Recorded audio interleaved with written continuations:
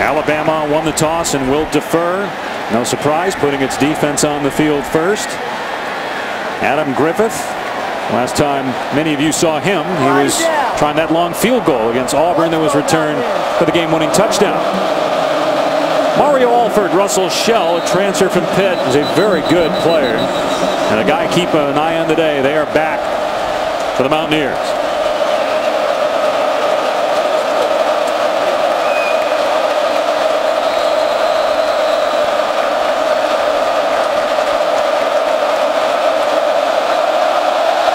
And we're underway from Atlanta.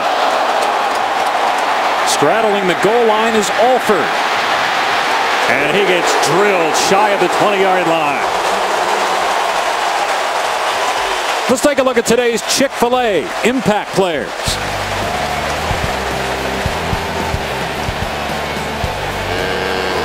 On offense for West Virginia, Russell Shell has got to be a factor in the run game. Kevin White is their best option on the outside, a big wide receiver, 211 pounds. And Landon Collins, the undisputed leader on defense for Alabama. And Ashawn Robinson played well a year ago. They're expecting big things from him in 2014. Empty set for the Mountaineers. They'll go fast today on offense. First down from their 18. Out on the flat to Smallwood. Able to shake a tackle and get positive yardage. Gain of a couple before he's dropped by Jonathan Allen. Clint Trickett started 7 games last year, had a shoulder injury. He, like Jake Coker for Alabama, transferred from Florida State. They were teammates at one point.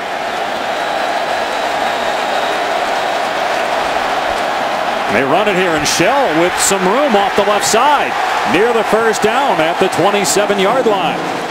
They have been really excited about Russell Shell, the transfer. He's got good size. He's got the shiftiness, 215 pounds. They have got to establish some semblance. They're not going to come out and run the ball 45 times in the interior on Alabama, but they've got to establish some semblance to take pressure off of Clint Trickett. Referee signaling it's a first down. And keep in mind, Alabama does not have Trey DePriest today.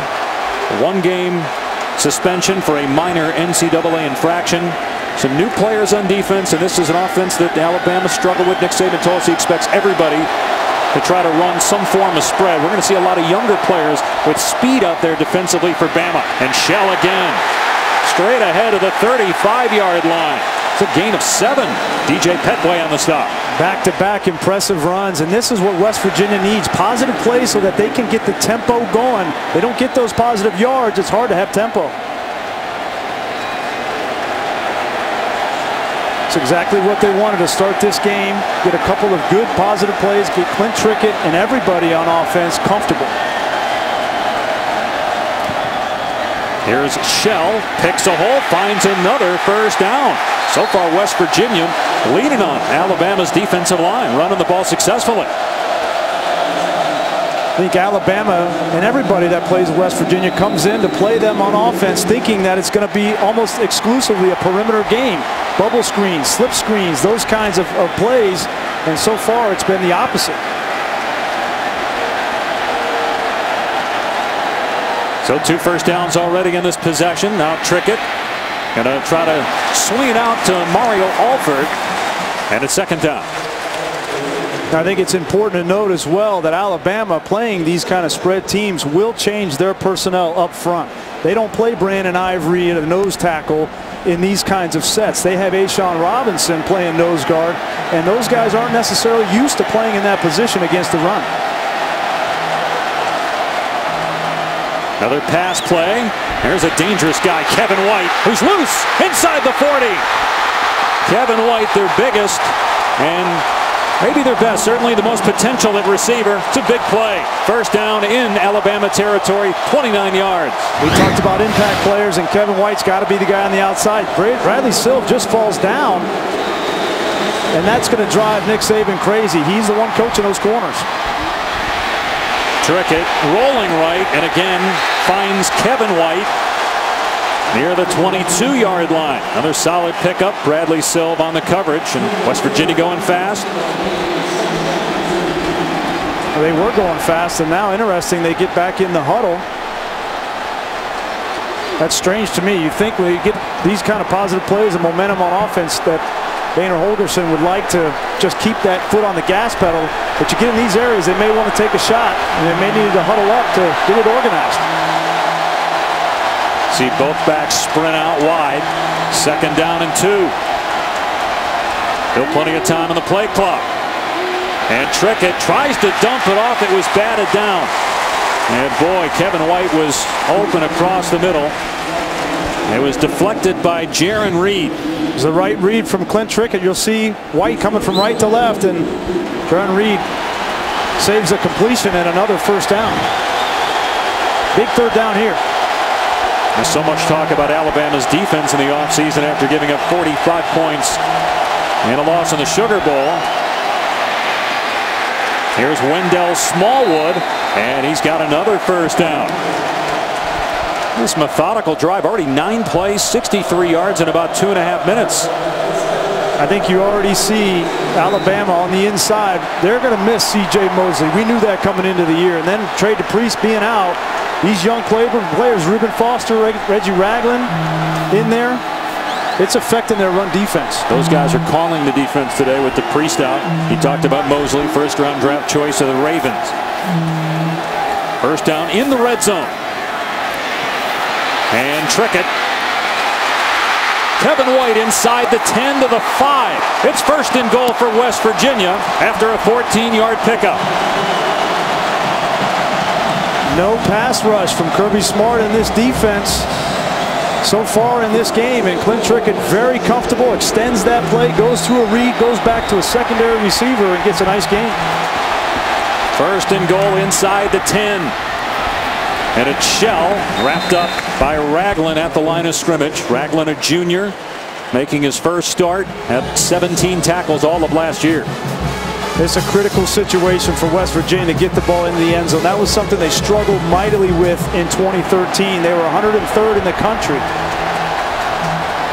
He'll run it again on 2nd down. Squeaking through a hole is Wendell Smallwood. He gets down to the 2-yard line. So 3rd and goal. And talking with Dana Holgorsen, he said, you know, we had a lot of yards and a lot of great plays, but you see there, that red zone touchdown percentage, 52% is not good. See if they run or throw here. 3rd down and goal. Plenty of time on the play clock. 13th play of the drive coming up.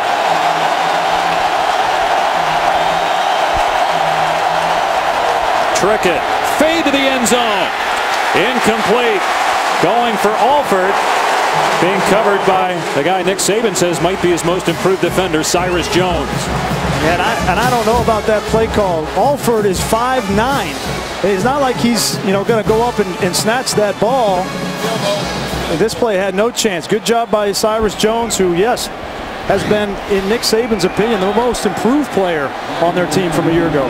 Josh Lambert try a short field goal of about 20 yards. Capitalize on that impressive 1st drive, even though the Mountaineers couldn't punch it in. And West Virginia leads at 3-0. Good start for Dana. I think he would have really liked to have a touchdown, though.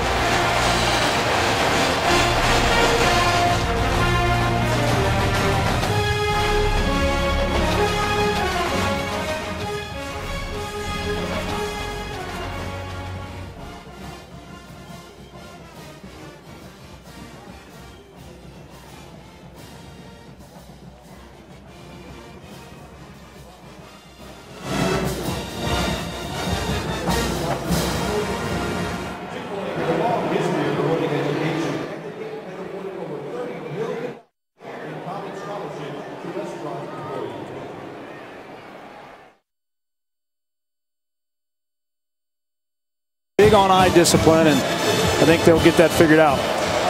So Michael Molinari will boot it deep, and you would imagine they do not want Christian Jones to return it. He won this Chick-fil-A kickoff game last year, had 2 touchdowns on returns against Virginia Tech.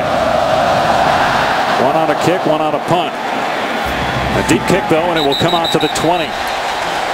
And Blake Sims, 5th-year senior, waited his turn patiently, was a running back in 2011, then backed up A.J. McCarron the last 2 years, threw 10 passes in 2012, 29 passes last year. also carried the ball 15 times. And Jay Coker, who's from Alabama but went to Florida State, transferred. Most thought he'd get the job day one. He didn't. And now Sims, a guy that Nick Saban says the players love and coaches respect, he gets the first shot. And that's a big factor, that the players respect him and, quite honestly, will play hard for him. We'll see what kind of wrinkles Lane Kiffin brings to the offense. A quick throw here by Sims, and a great block downfield, springing on Amari Cooper to midfield before he's pushed out. A gain of about 25 on the first play from scrimmage for Alabama. I love that play call to start out. Get the ball in your most explosive player's hands. Amari Cooper get a completion for Blake Sims, but watch the block by DeAndrew White. That is textbook blocking on the perimeter. They worked that so much in practice, and that's well done to start the game. Cooper, 45 catches last year. 2 years ago had over 1,000 receiving yards, a freshman record at Alabama. Sims to the air again, finding Cooper again. And brought down inside the 45-yard line by Daryl Worley, who will be matched up with Cooper throughout the game. It's hard to imagine how much pressure is on Blake Sims in this game. The quarterback position for Alabama, you could argue, is the most high-profile position in all of college football with the success that they've had. And to come out this way, get 2 early completions, really like that approach from Lane Kiffin. And quite frankly, to calm Lane Kiffin down as well. Gain of 7 on that last play after 24 on the previous. They're going to run it here with big Derrick Henry, who picks up the first down inside the 40 at 6'3", 240 pounds. He averaged 11 yards a carry last year. And there's no secret about what Alabama wants to do in this game. Yes, they will distribute the ball to some of the best skill in all of college football, but they're going to come downhill at West Virginia, who runs that 3-3-5 defense and is susceptible to that downhill running game. You got Henry, Drake, and of course TJ Yeldon, back-to-back 1,000-yard rushing seasons. Sims eludes pressure and hits White toward the sideline, wrapped up and thrown down by Chestnut. So a gain of about 3 yards there to the 33-yard line.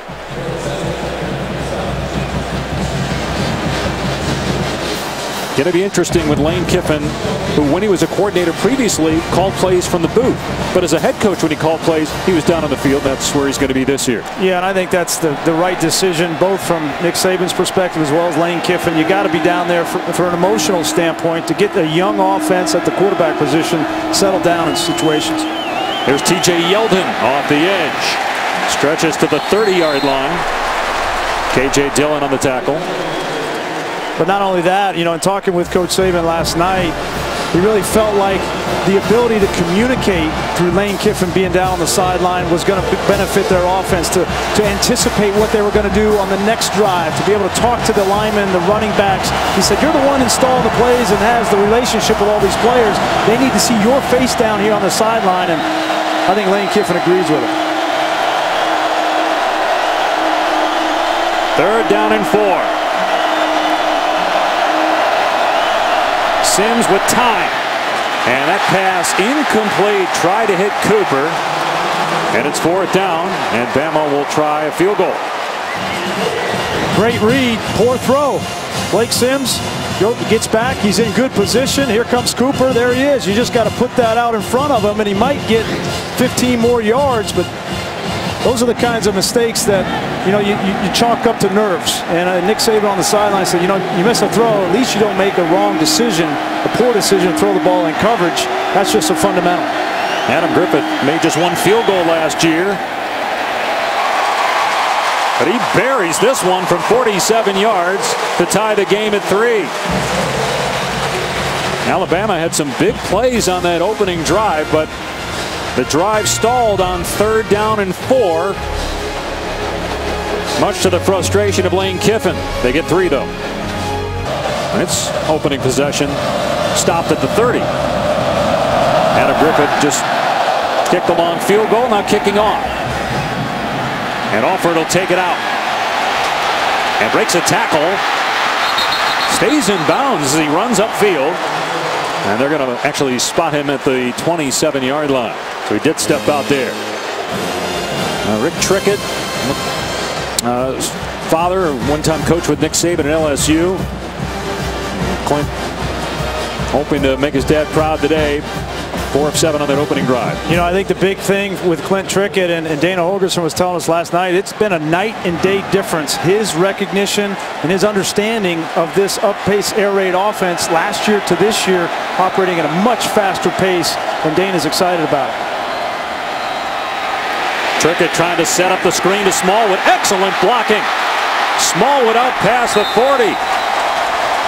A gain of 14 before Cyrus Jones gets him out of bounds. Great blocking on the screen by the offensive line. That's normally the key. The center, Tyler Orlovsky, gets outside and gets a block on Reuben Foster, which springs the outside.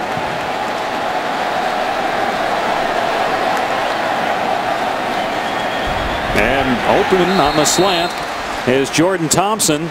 Guy the coaches say needs to step up. He did there, making that catch. You know, the other thing about Trickett is his football IQ, Dana says, is through the roof. I mean, he can do anything they want with him now. And now that he's healthy and that shoulder is back intact and feeling good, get this offense revved up. Here's another first down. Catch made by Alford.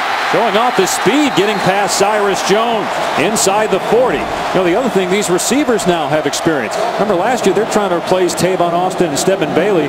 Trickett was working with a lot of new faces. Now these guys have reps. Now it's a 17-yard pickup.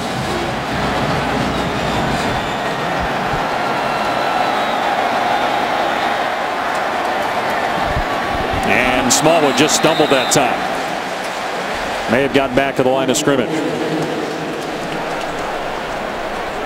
And that's a big play too, because it allows Alabama to substitute. You see guys coming off. West Virginia substitutes. Alabama finally gets an opportunity to substitute, and those big guys up front, they're looking for some water on the sideline. Actually lost a yard, so second down and 11. Again, empty set as those backs split wide. Alabama's confused.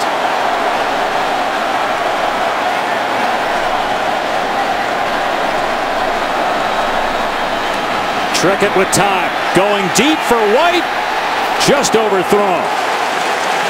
Collins with good coverage that time on Kevin White. It'll make it 3rd and long. Landon Collins, a very physical safety who's got this cover skills to go on the outside. I think they like that matchup with he on Kevin White because Collins is so big, 6 feet, 222 pounds. It looked like he got away with a little bit of hand check in there. That could have easily been a penalty.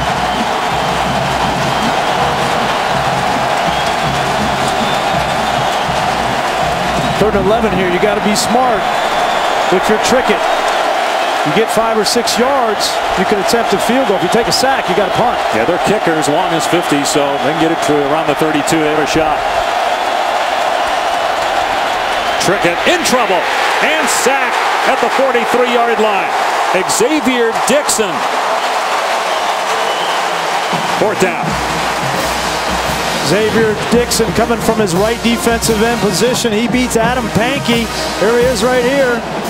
He just goes right around Pankey, and that was an easy sack. You're Trickett. You got to know. You got to anticipate. Look, I'm in a 3rd down situation, and the skill that they have to rush the passer might be a little bit better than my tackle, and I got to be quick with that ball. O'Toole booting it away. Mountaineers have some guys down there, but they can't keep it from going into the end zone. It's a touchback. Alabama's ball when we come back. Although there is a penalty marker down at the 10-yard line.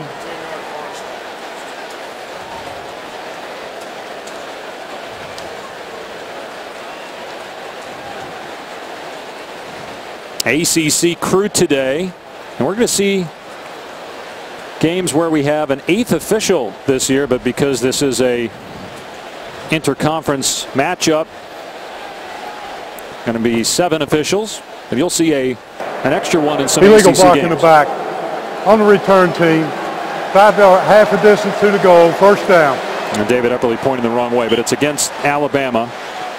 So they'll be backed up on this drive after getting a sack to stop West Virginia and force a punt. 3-3 here in Atlanta.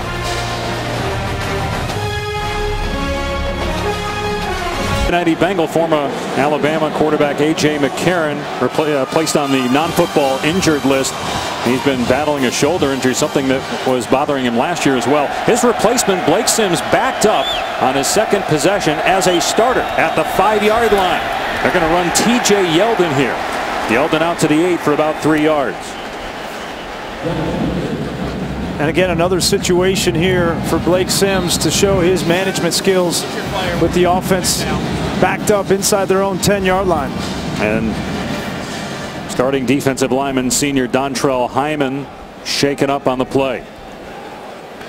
West Virginia trying to replace Will Clark, who was a third-round draft choice, and they have Hyman and also Shaq Riddick, who's a transfer from Gardner Webb that they're relying on. Done a good job so far. Second down and 7.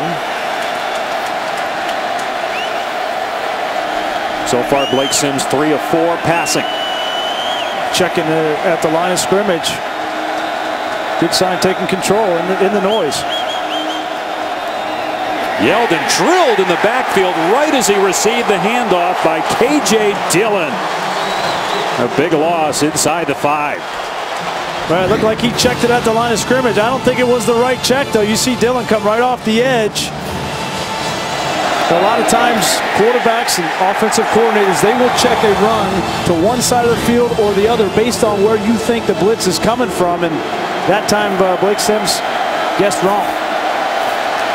There's true freshman left tackle Cam Robinson, #1 rated tackle, according to our own Tom Luganville. Now penalty flag. I think they had too many guys on the field. Dana Holgerson was trying to call a timeout. Yeah, they had 12 guys out there on defense. He did get the timeout. West Virginia, their first timeout of the half will be a 30-second timeout. So it remains 3rd down and 11. We'll see how Blake Sims handles this. A new challenge presents itself with every play for a first-time starting quarterback. Let's take a look at, when talking with Nick Saban, his 3 keys for success as a quarterback in his offense. Yeah, well, we asked him, well, how are you going to judge whether it's Blake Sims or Jacob Coker in this game? And he had 3 things. He said, you know what? They need to process information very quickly. There's a lot of things coming at the quarterback, rapid fire. They've got to handle all of that and get everybody in the right play. Then it's judgment, and we know this about Nick Saban. Protect the football, protect your defense, don't make that catastrophic error. And then the last thing is leadership, and you know that's underrated so much in college football and pro football. But the thing that jumps out to me, Dave, about that list, there's no arm strength on there. There's no speed and mobility and escapability and all those things. All those things are from the neck up, and I think that's what's going to make the difference between who gets this job going forward.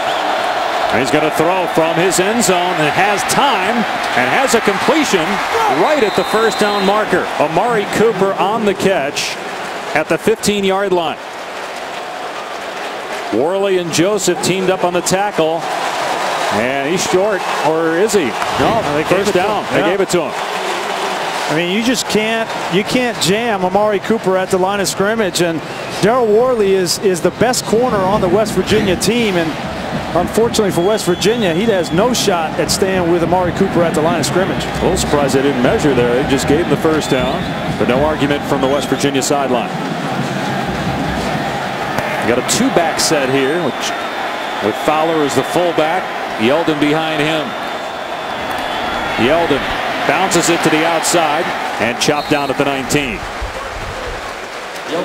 No, guys, I don't know if we can devalue how important that throw was from Blake Sims, backed up into his own end zone from a confidence standpoint, and also from how his teammates view him under pressure in a situation where they've got to get out and they've got to get something going. This is not an offense in rhythm right now. They've got to set the tone, get the momentum back onto their sideline. As we see Lane Kiffin right now interacting with Blake Sims, and he's been in the huddle with Nick Saban off of the sideline each and every time, dealing with this football team on the little things, little nuances from the receiver, talking to Amari Cooper, making sure they're setting pass protections between the back, the quarterback, and then certainly with a true freshman left tackle, Cam Robinson. But it's about rhythm, and Brian, we talked about rhythm with Nick Saban, and that was really the key as to why Blake Sims got the starting nod. He just was instinctively doing things in a rhythmic fashion that Jacob Coker was not there yet. Yeah, it is a great point, Lugs. I mean, it's something for a quarterback on 3rd and 11 with your feet in your own end zone to stand in there and fire across the middle of the field and get a conversion. That'll do wonders for someone's confidence. They'll run it on 2nd down and 6. And Yeldon gets out to the 23. Terrell Chestnut was banged up on the previous play. Now that could be important because West Virginia already without Ishmael Banks, one of their better corners, he's suspended. So now you're down 2 guys at that position for a key 3rd down and 2. I think any time that Alabama gets in a 3rd and 4 or less, you're going to get a run. Yeldon, Henry, one of those guys. They feel very confident in converting in those situations. You saw Sims there directing traffic. That's Yeldon. Play clock down to 5. Going to be a pass play. Pressure off the edge. And Sims gets rid of it to Cooper. It's a 1st down to the 27. Well, Sims took a shot too, but released it just in time. Yeah, a little bit of confusion there on the protection. They had a free rusher from the outside on the left. You see it very late. TJ Yeldon was getting back outside. And Blake Sims was lucky to get that ball out. Able to pick up the 1st down. Only 1 incompletion for Sims so far.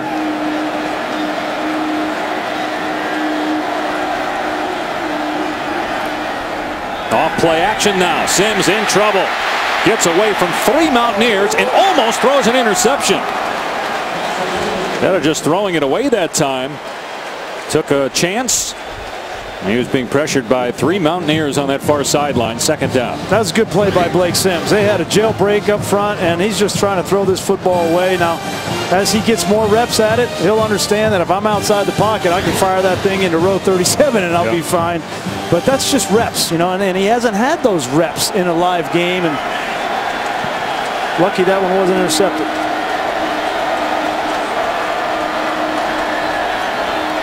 They'll run on 2nd down. Off the edge, Yeldon.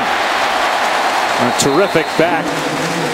Consecutive 1,000-yard seasons. 5th Alabama player with multiple 1,000-yard seasons. You think of all the great running backs they've had here the last few years. He's right up there with Lacey, Richardson, and Ingram. Yeah, the thing that jumped out on film, and when I watched him in practice last week, is, you know, he has the size, over 220 pounds, is his feet. You know, when they go through those bag drills as a running back, he had the best feet of anybody on the team, and that's really amazing and very useful, making cuts in traffic in the holes in the middle of the field. Well, that last 3rd down and 2, they threw the ball. Let's see what they do here from their own 35-yard line. Play fake and a little half roll. Now Sims trying to earn it himself, and he's tackled close to the 1st down marker by Carl Joseph. See where they spot it here.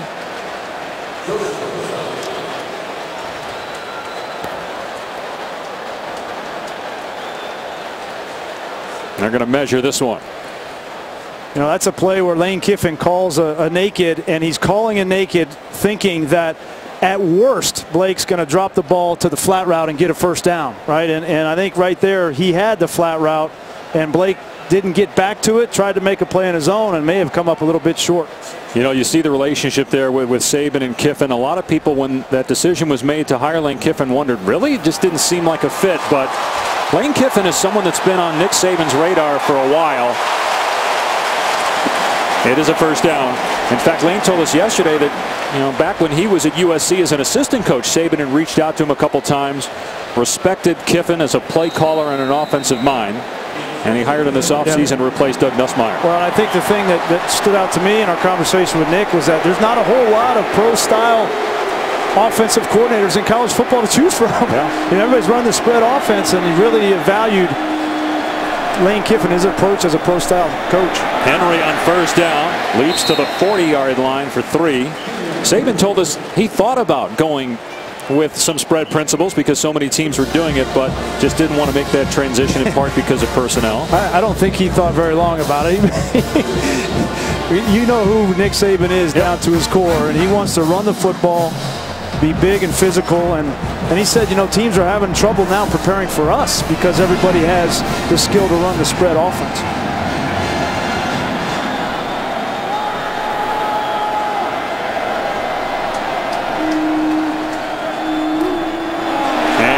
hole here for Derrick Henry.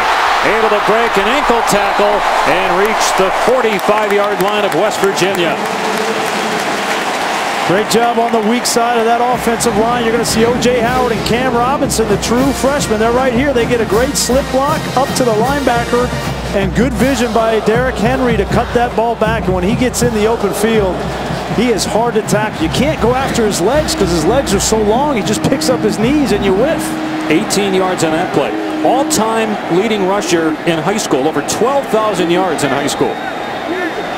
They go two back again. That's a ultimate heavy package with those two guys in the backfield. Henry at 240 behind his 250-pound fullback inside the 45-yard line.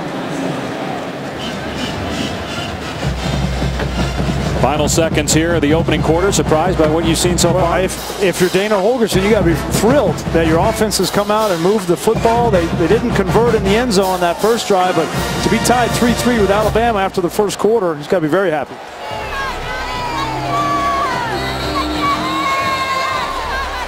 One quarter in the books here in Atlanta. West Virginia and the #2 team in the country, Alabama, tied at 3. Both universities, school presidents, Dr. Judy Bonner of Alabama, Dr. E. Gordon Gee of West Virginia on hand for the presentation. Today, Chic-fil-a has also awarded over $30 million in college scholarships to restaurant employees. You know, Alabama crosses the 50-yard line here. Prime opportunity to take a play-action shot over the top, maybe to Amari Cooper. And some movement up front, contact by the defensive line on the center, Ryan Kelly.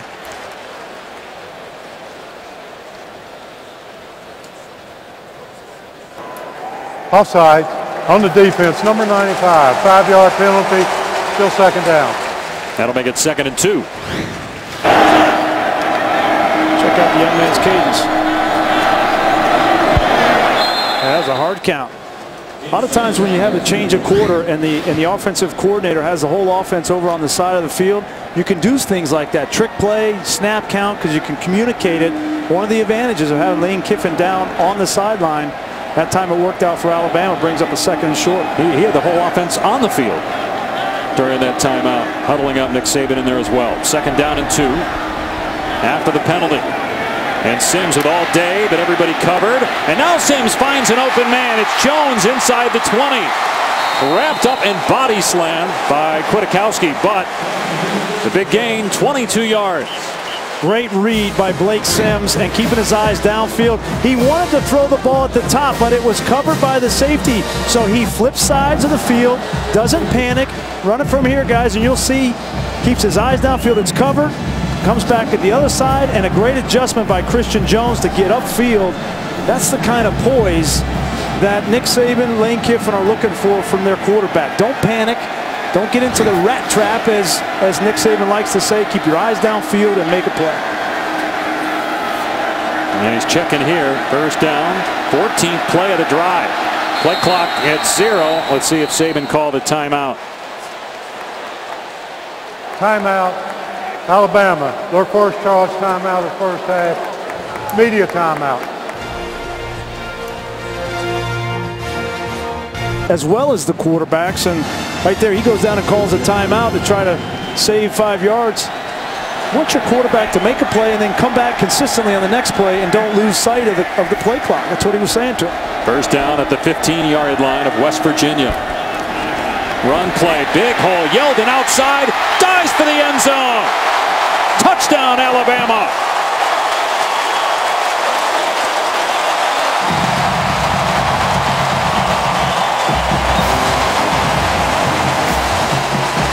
$14 rushing touchdowns last year. Great effort. #1 in 2014 for T.J. Yeldon. One of the things that makes him so special is his body control. With his feet in the air, being able to get around the pylon. We've seen that time and time again from T.J. Yeldon. It's a big reason why he's one of the best backs in the country. 95-yard drive. Remember, Blake Sims had a big completion from deep in his own end zone to keep that drive alive. They're looking at this just to make sure that he kept the foot in bounds, but as we showed you, clearly he was in. It's a touchdown, Alabama's first lead of the game. There's 3-0 West Virginia. And the Mountaineers couldn't punch it in from 2 yards out. And then Alabama scored the last 9, looking to make it 10 straight with the point after by Griffith.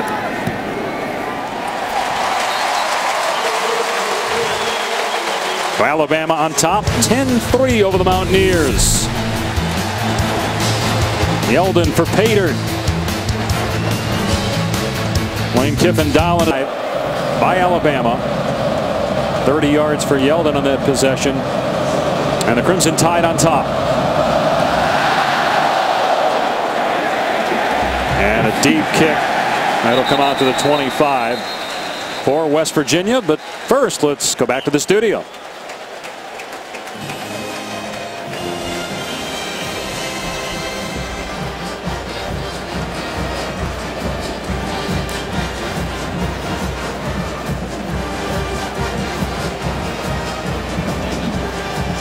All right, Robert, and I know, Grease, you feel Auburn still is a playoff caliber team, where there's a lot of people that think it was just a one-year wonder. Are you one of those? No, I'm with you. I think they definitely are a playoff caliber team. Nobody has stopped that offense yet. So once they do that, then I'll start talking about them otherwise. Kind of a touch shovel pass to Jordan Thompson. Good play. Out to the 39-yard line, 14 yards on the pickup. Big drive here for West Virginia and Clint Trickett. You give up a touchdown on a drive, you have confidence that Alabama has not stopped this offense yet. Come out here and get some points. Thought it was nice to say the word playoff on a college football game. Tremus Smith getting the touch here out near the 45-yard line. There's still some fans that don't know all the details. It's going to be a 4-team college football playoff, 2 semifinal games, January 1st, and then a national championship game some 10 days later. And it's a 13-member committee that picks it. No polls, no computers. Trickett with time. And that pass wide, intended for Kevin White. 3rd down and 5. And they want to keep the tempo here. Even though you have an incompletion, they want to keep the tempo so that Alabama can't substitute, get their big people off the field. There's confusion on Alabama's defense right now. Just 1 of 3 on 3rd down. And what you see from West Virginia is they just get up on the line. They hadn't called a play, and then they call the play after they get it from the sideline. Pass to the flat for Alford, and he's into Alabama territory. A nice block on the outside that time to spring Alford to the 41 of the Tide. And that's a microcosm of the advantage of this offense is hurry up, get the personnel you want on the field, then take a look. And from the sideline, Dana Holgorsen sees he's got him outflanked and takes it for a 1st down. Got Trickett with time, completes to Alford again.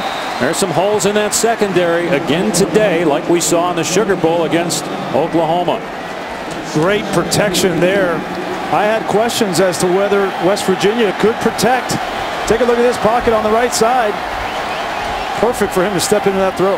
Alford just dropped that one. Tried to set up a play, screen there for the wide receiver with Thompson blocking. There's already 16 attempts by Trickett in the game to 8 for his counterpart Blake Sims on the other side. Well, if they're going to have success, continued success, they need Mario Alford to continue to make plays. Can't just be Kevin White. They need Alford. They need Takeel Shorts, Jordan Thompson, and some of these younger receivers that Dana Holgorsen likes need to step up and make plays on a consistent basis. Their kicker has the leg to make it from 50. 3rd down and 2. Play action, and Trickett has a 1st down. Elijah Wellman inside the 25-yard line. That's a terrific call there. Now the left defensive end goes inside for Alabama. He's got contained. Looked like it may have been Denzel Duvall. He lost contain, and that was an easy conversion for West Virginia. And they go back to that full house backfield here on 1st down. Wendell Smallwood. He's inside the 20, dragged down by Reggie Ragland at the 19-yard line. So a gain of 3 or 4 on 1st down. And again, we're getting into this area of the field, the red zone, where Kirby Smart likes to dial up blitzes, likes to dial up pressure. try to get a sack on the quarterback and knock him out of field goal range. And Dana Holgorsen has got to, he said coming into this season, red zone is a priority for us. We can't just get yards. We need points. Well, they got yards last time they got down to the 2, but then they couldn't get it home for 6 points. Had to settle for the field goal. Trick it off, play action, going end zone. And it is caught. Did he hold on? Yes! Touchdown, Kevin White.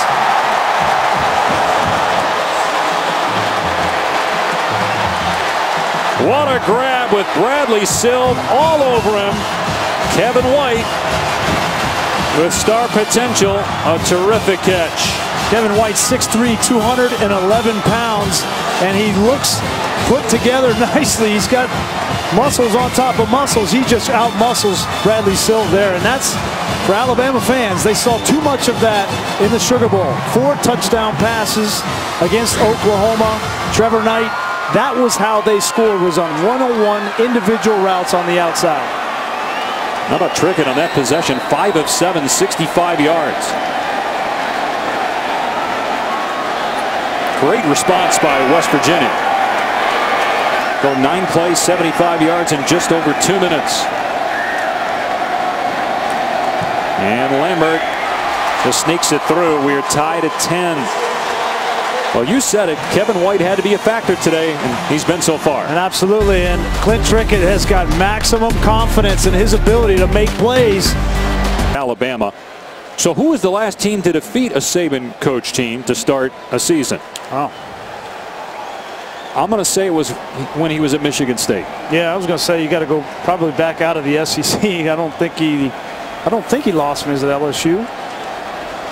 But maybe. Well, some folks in the truck just said, when you said that. So there's some doubters as to whether we're accurate. Michigan State played Notre Dame a few. I thought they played them early in the year. Early second quarter here in Atlanta, tied at 10. Dave Pasch, Brian Greasy, Tom Luganville. And some intriguing opening weekend games, including this one. It'll come out to the 25 here for Alabama. As we said, each possession poses new challenges for Blake Sims and for Lane Kiffin. See how they handle this with West Virginia responding nicely. So far, Blake Sims 6 of 8, 70 yards. I think it's important to note, you know, there's no Jacob Coker. There's no even mention of Jacob Coker. You don't see him warming up the sideline. I think what they decided was Blake Sims, this was his game. And if he went out and performed and ran the offense and was efficient, managed the game, that he's going to stay in there. And so far, Lane Kiffin and Nick Saban have been happy with what they've seen from number 6. It's really the defense right now that's the issue. Run play to Drake, and he gets nothing. And Mountaineers flocked to the football that time. Carl Joseph was the first man there. A minimal gain on first down. Drake, one of those other talented running backs that Alabama has in its stable, but couldn't get running room there off the right side. Well, this West Virginia defense was downright awful last year. They were 9th in the Big 12. They gave up 455 yards a game, and so they came into this game knowing that it was going to be a stiff challenge, but so far they've been up to the challenge. Play action, Sims rolling out and fires, incomplete. Boy, DeAndrew White was wide open. Sims would like to have that one back. It's 3rd down and 9. Yeah, he's wide open. It's just it's a naked here. It's one read. You're going to see DeAndrew White coming from right to left. And this is a throw you got to make. And I think, you know, you get in those situations and a guy is so wide open and you see Blake react. He's so wide open that sometimes you pull the string on it and it goes haywire. But he's had 2 of those so far that he'd like to have back. Now it's 3rd down and 9.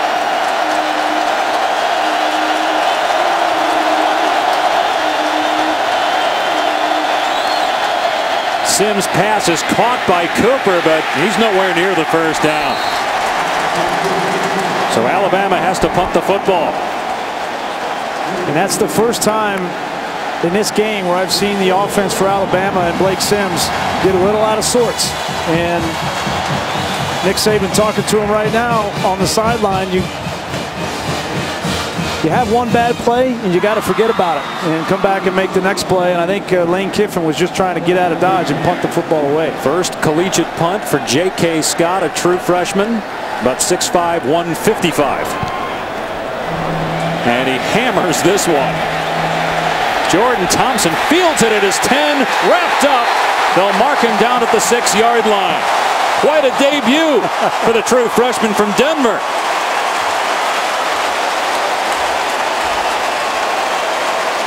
A major field position shift. 58 yards on the punt. And West Virginia backed up inside its 10.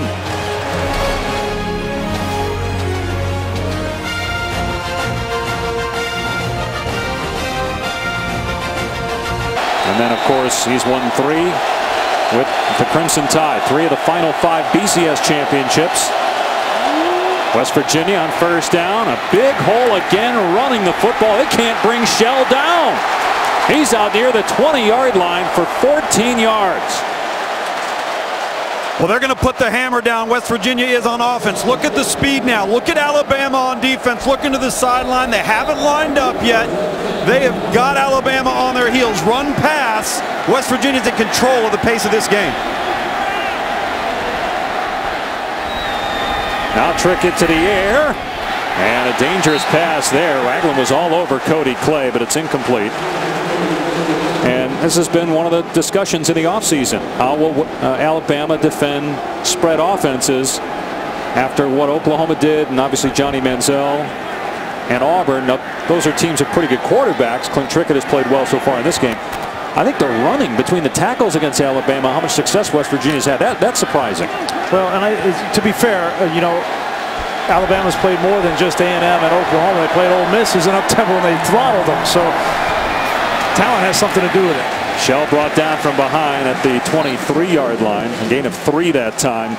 Jaron Reed on the stop. But to your point, I think the biggest difference is that Kirby Smart and Nick Saban have to play different on the interior of their defensive line. They can't have the big run stuffers, Brandon Ivory types in there. They've got to play smaller players like Petway and Jonathan Allen on the inside of that defensive line so that they can chase down screens and be athletic enough to stay on the field for 8 or 9 plays. Tide looking to steal back momentum here and get a stop. Empty set on 3rd down and 7. Here comes a middle screen and open. Smallwood got the first down. Leveled at the 36-yard line. But West Virginia, another 3rd down conversion. Great block by the center, Orlowski. Take a look at him right in the middle of the screen. He's going to get out on the 2nd level. This is well designed. He gets the block on the linebacker. It gets a big first down. They go right back to the ground this time. Smith is stuck after a gain of a couple by Jonathan Allen making his first start. Now, Alabama lost a lot on defense, but they also have a lot of guys back, including Allen. Played some last year as a freshman. And you hear a lot about how important that first down is in the no huddle, because now you get those guys, those defensive linemen that are in their 5th and 6th play where they start to get tired.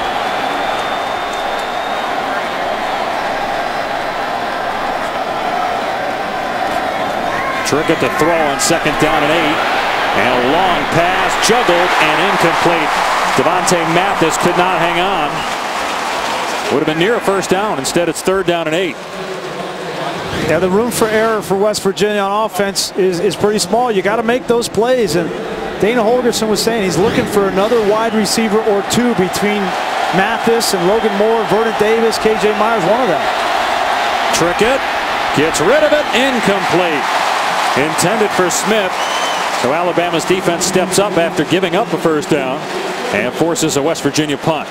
And this is where Trickett, you know, and his leadership, being a 5th-year guy, can really begin to affect some of these younger players that need to step up and make plays. You can't accept dropping the ball like that. If I'm Clint Trickett on that sideline, I'm going up to each and every one of those guys and say, we have an opportunity to be in this game, but you have got to make those plays. Christian Jones is deep.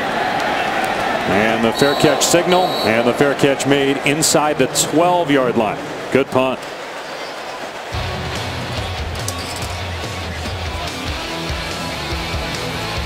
Coming up Sunday night, the heat is on here in Atlanta. Only 2 races left until the chase. The Oral-B USA 500. Sunday night, 7 Eastern on ESPN with Kevin Harvick on the pole. Now, Alabama was backed up earlier at its 5-yard line and went 95 yards. Let's see how the Tide handle this possession. Tied midway through the second quarter. They're at their 12-yard line. Blake Sims has taken every snap at quarterback. Play fake here for Sims. And in trouble. Escapes pressure and runs. And good open field stop by Carl Joseph. Minimal gain for Blake Sims. Now, there was nobody open downfield, and that play was deteriorating quickly. And just the athleticism of Blake Sims to see behind him and get outside the pocket and get anything positive in that situation. That's managing the game and not taking a sack there, not forcing the ball down the field, but using your legs to get something positive. I think that's what they're looking for out of Blake Sims. Lane Kiffin calling plays there, upper left-hand corner. There he is. He wants him to get going. You want your call the play in the huddle, get out of the huddle, get to the line of scrimmage with enough on the play clock, and they don't have enough. No, they broke the huddle with 10 on the play clock. That's why you saw Kiffin giving that signal. And it was at 2, and Nick Saban called timeout. That's twice now they've had to call a timeout in those situations.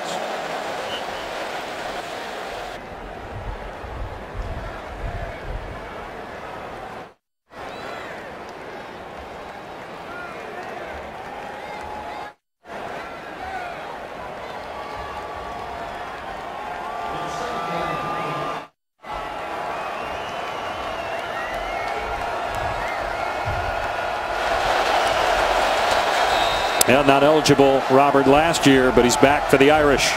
Meanwhile, Alabama, after having to call timeout, facing a 2nd and 8, now a penalty marker down. False start. Offense, number 84. 5-yard penalty, 2nd down. Brian Vogler commits the penalty. Well, that's really bad out of a timeout. Yeah, no, it's you communicate the play. There shouldn't be any questions as to what the play is, and that's just a mental error on Vogler.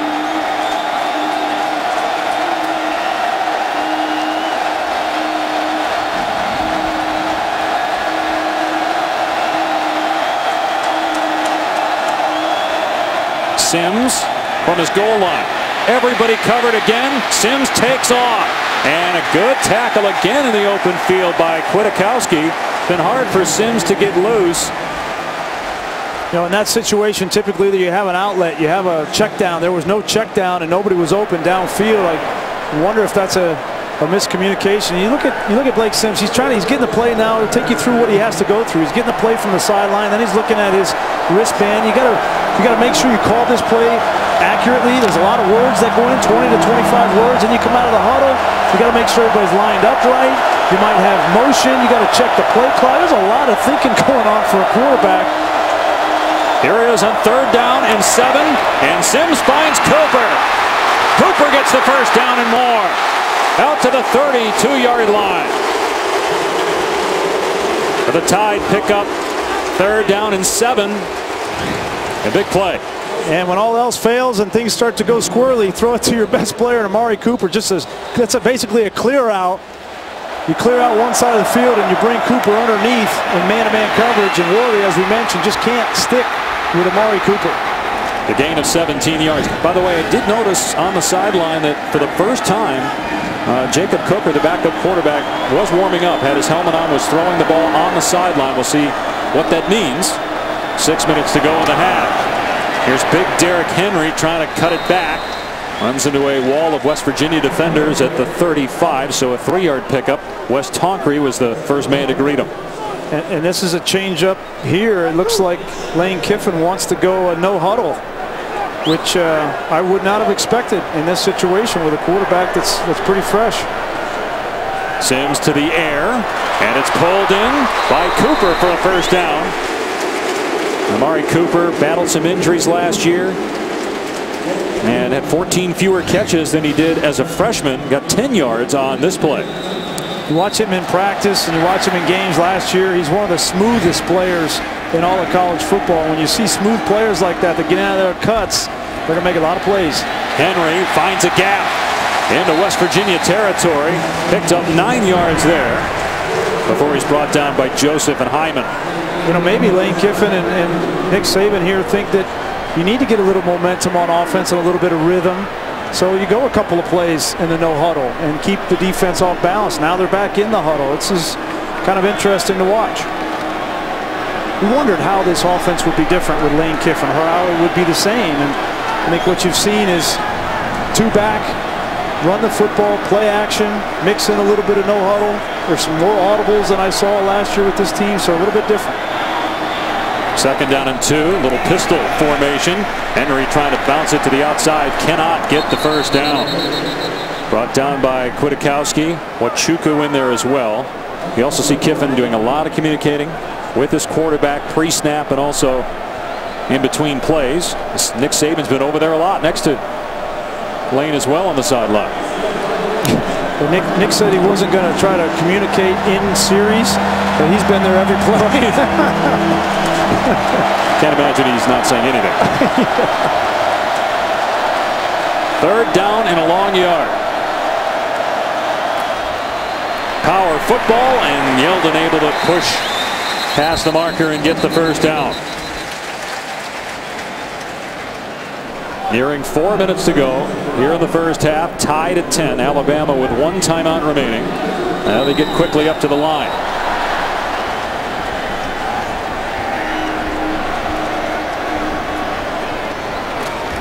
Sims to the flat, and a big hit as DeAndre White was nailed by Daryl Worley. He did hang on to the football, so he actually lost a few yards. Great anticipation from Worley. Mari Cooper takes a false step and misses that block on the inside, and Worley is lucky. Alabama's lucky that wasn't a fumble from DeAndre White. Good job just holding on to that football. A loss of 3 on the play.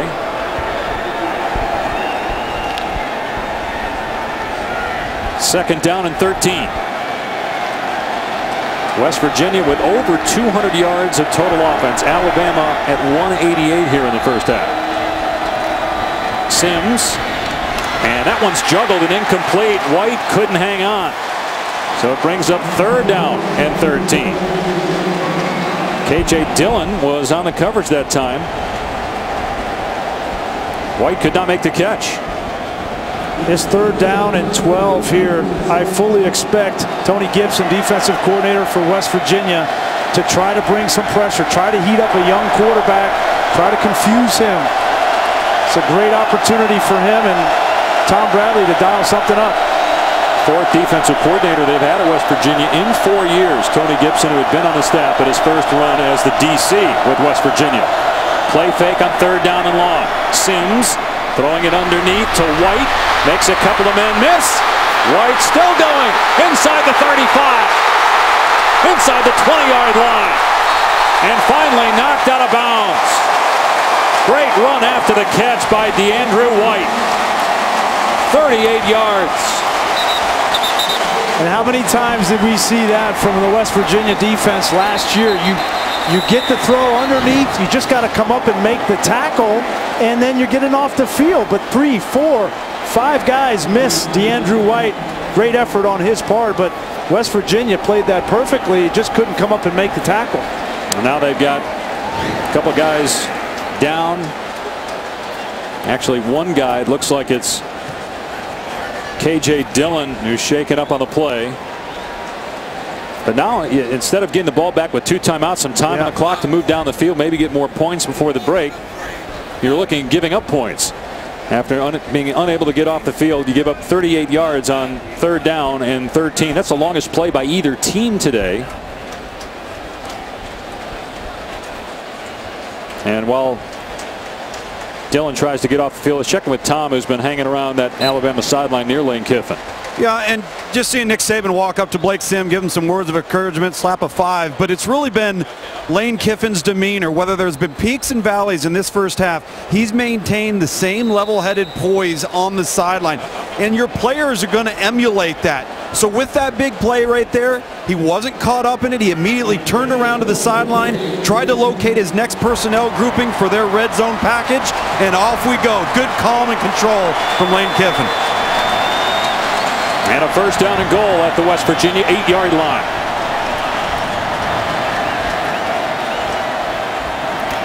Here's Yeldon. Yeldon dives. And he's down just short of the goal line. Already 1 touchdown today. Yeldon looking for number 2. It'll be second and goal at the 1. Look how his athletic move by T.J. Yeldon. Flying through the air, he comes up just short.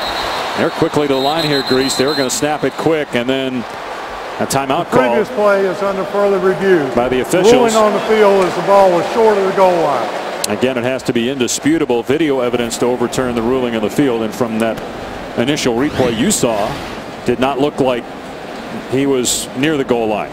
He's down there. Can't see the ball anyway, and clearly all you see is his helmet that's across the plane. So it'll be second down and goal from the 1. You're right, though. What a major momentum shift in this game. That 1 third down play, DeAndrew White makes that play. If they get him on the ground, you're right. They get the football back and could potentially go down and get points and take a lead at halftime. And now it's going to be tough to keep Alabama out of the end zone. After further review, the ruling on the field is confirmed. Second down. Now, because West Virginia goes so quickly, even if they do surrender points here, they'll have some time on offense, depending on what happens here, of course, on second and goal at the 1. Alabama twice now been backed up inside its 15-yard line and been able to march down the field on West Virginia. I'd keep an eye out for the big fullback, Jalston Fowler. He was their touchdown machine last year. They love on second downs in these situations, play action. Yeah, he had 7 catches last year. 5 were for scores. It's Yeldon, and Yeldon is in. Touchdown, Alabama. Crimson Tide back on top. Second score today for Yeldon.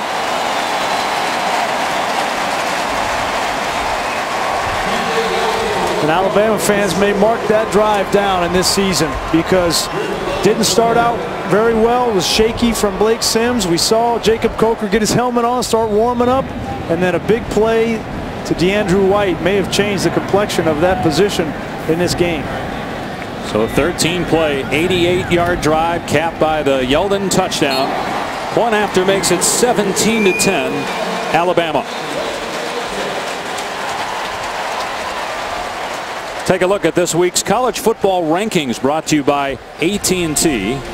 Florida State plays Oklahoma State tonight on ABC. And so far, the only team to fall in the top 10, South Carolina. Boy, A&M look really good on offense. South Carolina gave up over 700 yards. Again, the rankings are not supposed to be a factor when the committee starts to meet and starts to select their rankings late October. So you're saying none of the committee are looking at the polls? I'm not saying that, but that's what they're supposed to say.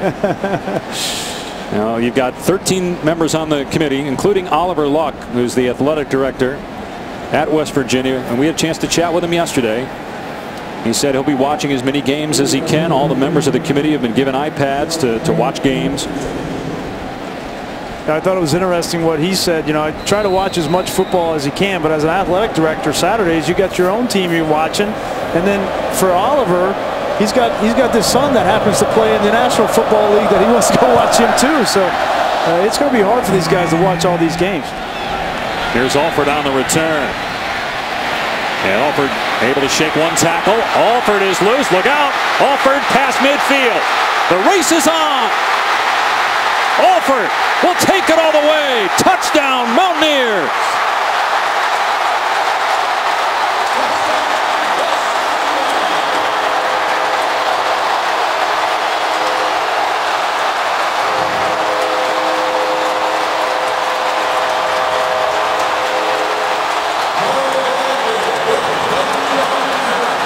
100-yard kickoff return for a touchdown by Alford. Just when you think Alabama seizes momentum, West Virginia again responds with a big play and score. There was a huge gap in that coverage for the Alabama kick unit. A nice block by Russell Shell, the running back, that sprung him for the touchdown. He stuttered at the 15-yard line. Looked like he was going to get tackled there. And then he just outran some of the special teams members for the Crimson Tide to the house.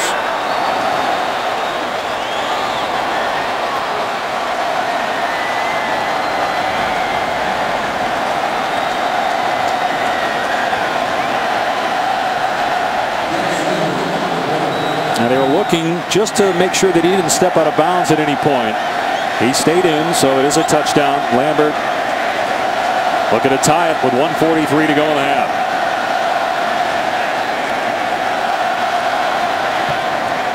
And all even at 17. Take a look at this highway to the end zone that Mario Alford had. Great blocking at the point of attack, and then one little stutter step, you're right, and then gets around the outside. That was Derrick Henry that's on special teams. Alabama uses a lot of starters on their special teams unit. Landon Collins, Derrick Henry, they're all on that kickoff unit, and Mario Alford and his speed may have just been a nominee for SportsCenter Top 10.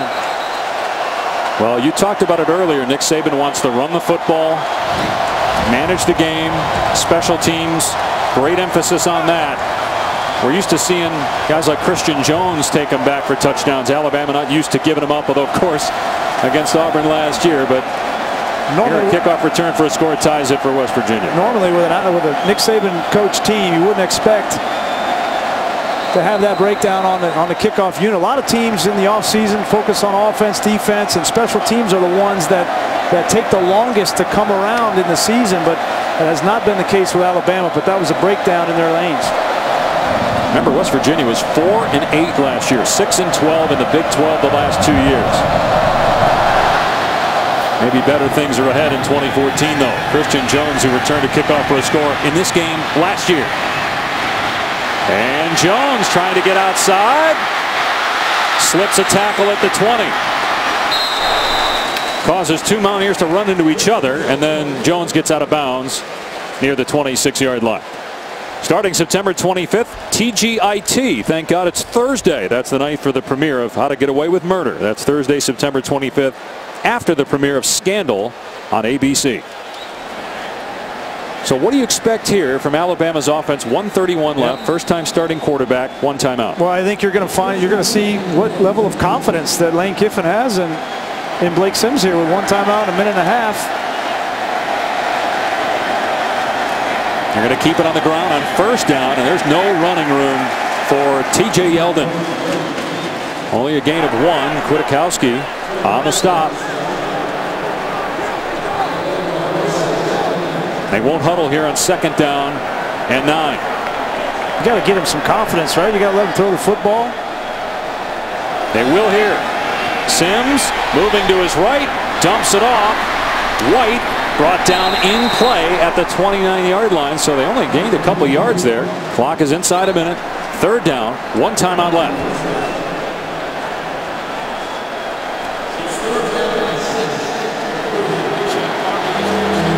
Now I think they're just content to let this run down.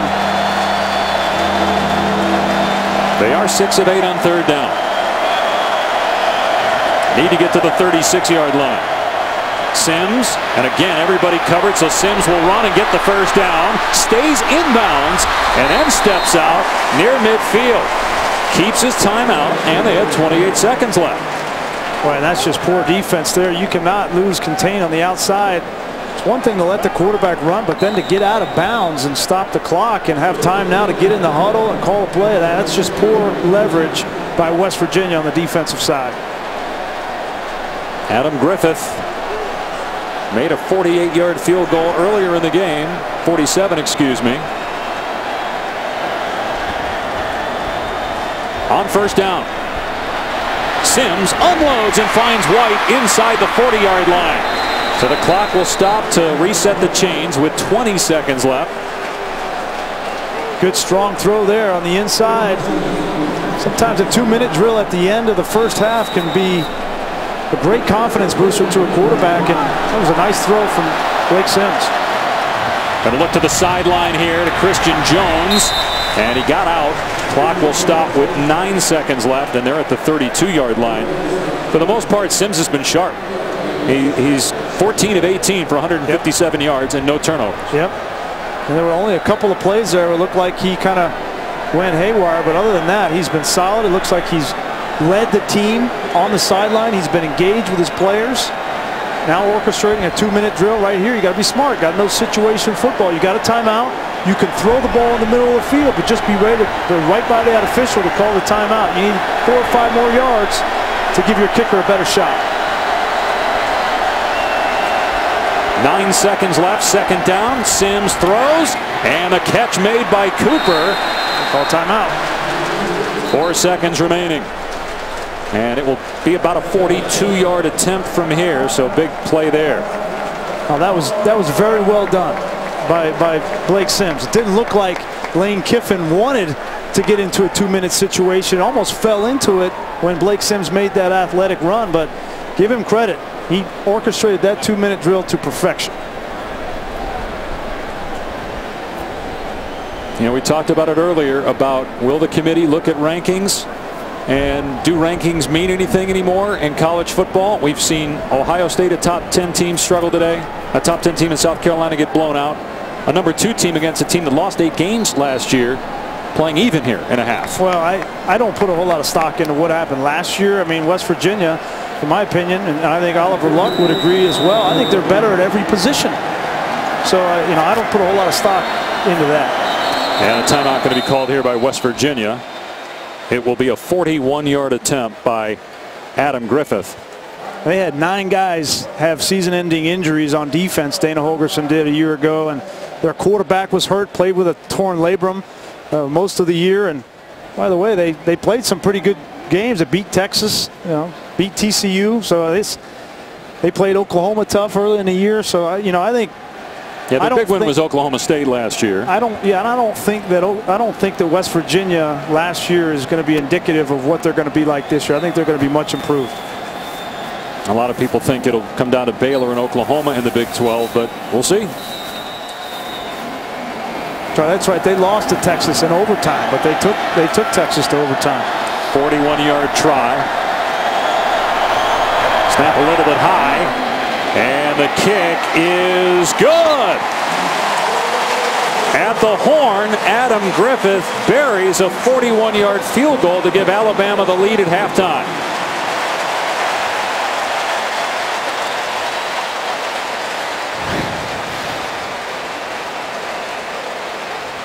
Good job to get it down, and Griffith puts it through. Alabama, which will get the football to start the second half, leads it by 3. Coach Saban now with Tom.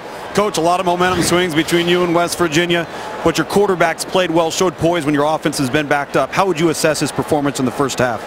Well, you know, he's made enough good plays. I just think that, you know, we got to get the game management part of it right. We got to call timeout a couple times when we're in the wrong formation. Don't have the right play called, but he has made plays. He's played instinctively. You know, there's a couple other plays we could have made, but you know, the big thing for me is we got to play better on defense and special teams. I mean, defensively, we've made a lot of mental errors. We're not getting lined up right. We're not right and running the stunts right. We're soft. So, you know, we really need to get ourselves some poise on defense. And I think that, you know, Blake will settle down here in the second half. All right, Coach, go talk to him. Thank you. Interesting calling his defense soft there in the first half. Yet despite all those problems that Coach Saban just talked about, they lead at 20-17 at halftime. And execute. He wants better execution, but he wants to keep the same pace. And Tommy, how about the fact West Virginia had the ball for less than 11 minutes and put up more than 200 yards of total offense? They actually ran fewer plays than Alabama. Nick Saban was telling us yesterday, you know, they normally run about 65 plays. He made that comment after seeing that A&M ran 99 plays on Thursday. West Virginia ran just 35 plays in that first half. Alabama will get the ball to start the second half. Christian Jones and Andrew White are deep. Here's Jones. A couple of returns for scores in the Chick-fil-A kickoff game last year, but bottled up short of the 25-yard line. Ricky Rumpf led the charge. Let's take a look at our Pacific Life game summary. Lane Kiffin, his first game as offensive coordinator for Alabama. calling the plays from the field. You see Nick Saban in the huddle with him as well. We talked about that great throw by Trickett. Beautiful catch by Kevin White for the touchdown. And a Mario Alford, 100-meter champ in high school, outrunning the Alabama players there on special teams. But the Tide with a 3-point lead. Blake Sims has taken every snap at quarterback, his first career start. A 2-year backup to A.J. McCarron, 5th-year senior. And as Grease said, only 4 incompletions in that first half. He's going to roll left and throw here, and that was nearly picked off by Wes Tonkery. Let's go a little bit more in depth on the first half stats. We talked about time of possession. Alabama very good on 3rd down. And it seemed like West Virginia ran the ball better than just 48 yards. They did have some success between the tackles against Alabama, which was surprising. There was a penalty on that previous play on West Virginia, holding on the defense on Dontrell Hyman. An automatic first down. Boy, and Blake Sims was lucky that ball was not intercepted. I know there was a penalty on the play, but that ball went right through the arms of the linebacker. That was the first really poor decision that I've seen him make in this game. Go back and take a look at it. He's rolling out and tries to throw that ball. I mean, it went right through the hands of Witkowski. So that's Tonkery, the linebacker. And that's where you got to make, you're outside the pocket, you got plenty of time, you can use your legs. You try to force one in there. That was a mistake. But again, holding. So Alabama with a first down at its 34-yard line. TJ Yeldon with 2 first-half touchdowns after 14 rushing scores a year ago. Another pass play here. Sims setting up, airing it out, going for Cooper, and another penalty flag. True freshman Drayvon Henry was running with Cooper. Darryl Worley was down there as well. And it'll be pass interference on West Virginia. Back-to-back Mountaineer penalties. First shot that he's taken downfield. Pass interference. Defense number 6, 15-yard penalty, automatic first down. Well, they ran a double move. They ran a slant and go on the outside, thinking that they would get a bite from Darryl Worley. There is no bite. Worley plays it really well, and over the top, ball's a little bit underthrown, and I don't. Come over there and get your arm in there. That's not interference. That's a no call. So bad call there. Gives Alabama the ball near midfield. Back-to-back penalties on West Virginia's D. Yeah, sorry. Normally the only way you get a call there is if you fight back to the ball, but Cooper didn't do that. No. Here's Yeldon off the edge. Grabbed at the 47-yard line. Gets some help from teammates.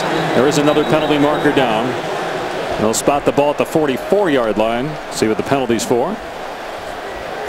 Some new starters on that offensive line for Alabama, including the left tackle Cam Robinson, a true freshman.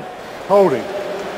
Offense number 72, 10-yard penalty, first down. It's on Leon Brown, who's been shaken up, missed a couple weeks of practice. Just got his right arm out. He's right here. You'll see he gets his right arm. When the defensive tackle tries to disengage, he gets him right around the collar, right there. It's a good call. Now, Leon Brown was hurt through training camp, and Coach Saban said he's got a ton of talent. He had an ankle injury and wasn't able to crack the starting lineup, but he's a top reserve. They're replacing Cyrus Kwanjo, second-round pick, at left tackle spot. And lobbing it downfield. A beautiful throw by Sims. Pulled in by DeAndrew White near the first down.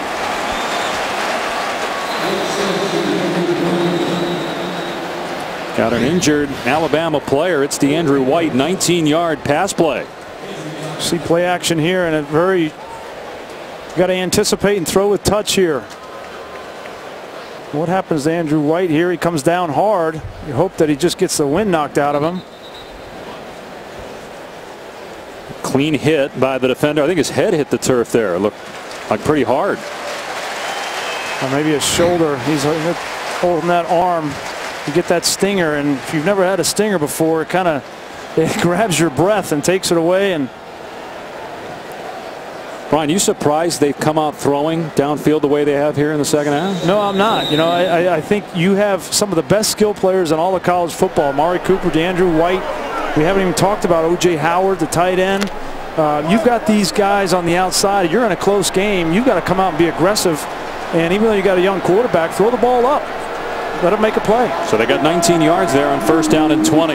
Now they'll pound it with Yeldon. And he's able to pinball off defenders and get the first down to the 40-yard line. So a fresh set of downs for Alabama, leading by 3 early here in the third quarter. One thing we have not seen from this Alabama offense, outside of a couple plays by DeAndre White and Amari Cooper, is the explosive nature of these playmakers on offense. And last year there was a ton of explosive plays. A.J. McCarron taking advantage, and that has to be an element of this offense that continues to grow this year, even though you have a new quarterback. McCarron had great numbers. Think about it. He was the Heisman runner-up through 28 touchdown passes last year. Sims looking downfield again, and incomplete. Trying for Kenyon Drake. And there was a penalty flag down.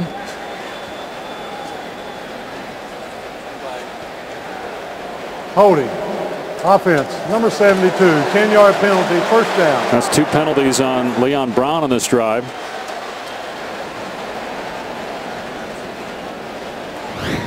That's never good when you get circled twice in one drive for holding. but here it is. Take a look. Leon Brown in pass pro here. It looks like he just got tripped, and you could argue whether that's holding or not. But anytime that defender goes down and you're engaged, you're at risk for getting a penalty thrown. So first and 20 again. They got 19 yards the last time in this position. Sims passing again. Now he steps up, able to spin out of the tackle and head out of bounds at the 46-yard line. And oh my, there was a collision on the near sideline between 2 West Virginia players, Hyman and Kwiatkowski. And Kwiatkowski is shaken up.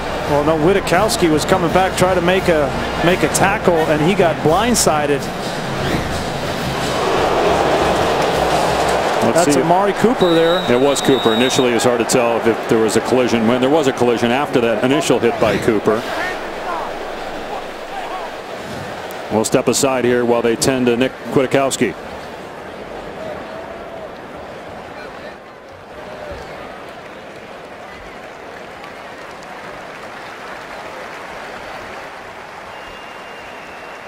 For Alabama, inside the West Virginia 45-yard line. Run play. It's Yeldon. He's inside the 40-yard line before he's shoved out, and that's a gain of about 7 or 8 on the play. Alabama and Lane Kiffin along this sideline really been working the offense as we see another injured West Virginia Mountaineer down and attended to here on the Alabama sideline. You're seeing Lane Kiffin discuss with Nick Saban right now maybe some thoughts here on this 3rd and 6. But up until this point, very little involvement from Nick Saban. I think he's given the reins to Lane Kiffin to say, hey, mix it up. A lot of personnel groupings, a lot of shifts and formations. We've seen a lot of different looks from Alabama on offense. But really, it's been the lone leadership from Lane Kiffin on this series. Nowhere near the involvement that we saw in the first half, guys. I think what's interesting is these 2 guys have both been head coaches at major college campuses, and Lane Kiffin now, they got to figure each other out. How are they going to communicate? How often are they going to communicate? Where the momentum is on your football team, I think they've got to be very careful with what they allow him to do at the line of scrimmage on this particular down. Guys, I think it's interesting that as successful as Nick Saban has been, he's always looking for other ideas. And he brought Lane Kiffin in after Kiffin was fired by USC. And he'd sit in on the meetings, and then he'd ask him, what did you think? They'd have a sit down for 15, 20 minutes after film study, and he would get Kiffin's thoughts. And one of the reasons why he hired him to be his offensive coordinator. 3rd down and 6 inside the 40 after Golson was shaken up for West Virginia. They run it, Yeldon, and he's brought down right at the line of scrimmage by K.J. Dillon. It's 4th down. Let's see if they let Blake Sims stay on the field here. Looks like they will. They're going to bring O.J. Howard in, a pass-catching tight end. Well, I think that's probably what Lane Kiffin was asking Nick Saban, was if we don't get it on 3rd down, we're going to go for it on 4th, and so I get my play call ready, and saw that play came in quick. Got to isolate Cooper. He's in the slot. Rolling that way is Sims, going for Cooper, overthrew him. West Virginia takes over on downs. Perhaps miscommunication between quarterback and receiver. Now that's just an overthrow there, Dave. They had exactly what they wanted. They anticipated the blitz. They brought the blitz from the edge, and you roll out, max protect. You're going to see, here it comes here. You're going to roll out, and they got one-on-one coverage. You just got to complete this. This is between the quarterback and receiver. Perfect play call. You just got to give your receiver a chance to come back and make that play. But if you throw it onto the sideline, you don't give him a chance. That's twice we've seen him on the move throw an inaccurate ball. They saw exactly what they wanted there, and as a play caller, you can't do much more, and that's where you have execution, and Coach Saban talks about execution and details, and they bit him right there. First offensive snap for West Virginia in about an hour. Real time will have to wait. Timeout, West Virginia. The first charge of the half. Have to burn a timeout early in the second half after a change of possession. It was going to be their first offensive snap since the 8:17 mark of the second quarter. Again, they've had the ball for 11 minutes on offense, but only down 3. Mountaineers had to waste a timeout after the change of possession. They couldn't get lined up. Kevin White, who had a big catch in the first half, in motion. They run Russell Shell, and he's mobbed. Big hit by Denzel Duvall. Michelle, who was a transfer from Pitt, made some plays on the ground in the first half, but couldn't get anything there. Well, you know this Alabama defense got an earful from Nick Saban at halftime after he told us on the air they were soft. We'll see in this first series how they come out in the second half. Trickett to throw. Moving to his left, and he can run all day. Trickett past midfield, and he steps out of bounds. Nobody on that side of the field for Alabama. It's a 13-yard run. Quentin Spain, a guy you've talked about a lot, was out there blocking. Yeah, well, they wanted to set up a screen, but the back got tackled by the defense, and so great job by Clint Trickett of knowing exactly what to do when your screen man gets bottled up. You see him right there. He gets caught up, and you just tuck that ball and run. Shell hammered by Reuben Foster. He'll lose yardage there. So they've tried to run on first down twice on this possession, and nothing doing on both plays. Boy, and the two guys you probably would guess got the most earful were the two inside backers at halftime. Reuben Foster and Reggie Ragland. They got run ragged in the first half. So Reuben Foster came out ready to play in the second. Again, they're calling the defense with Trey DePriest out. 1-game suspension for a minor NCAA infraction. And they also lost C.J. Mosley to the NFL. First-round draft choice. The two safeties, Clinton Dix and Sunseri, gone as well to the pros. Trickett going for White. Jump ball. Did he catch it again? He did! What a grab again by Kevin White inside the 25. Kevin White is eating Bradley Silv for lunch today. He's going up, getting the ball. He's got size, he's got strength, and when they get one-on-one with Silv, they're going to take a shot. 27 yards. Now Trickett in trouble, has to get rid of it. That might be grounding. I don't know if he was outside the pocket. There certainly was not a receiver in the area as Xavier Dixon was bearing down on the quarterback. They're still discussing it. It looked like he was outside the hash. I don't know. It was pretty darn close. Let's take a look. Yeah, the ball's right on the hash, so it's easy to tell here.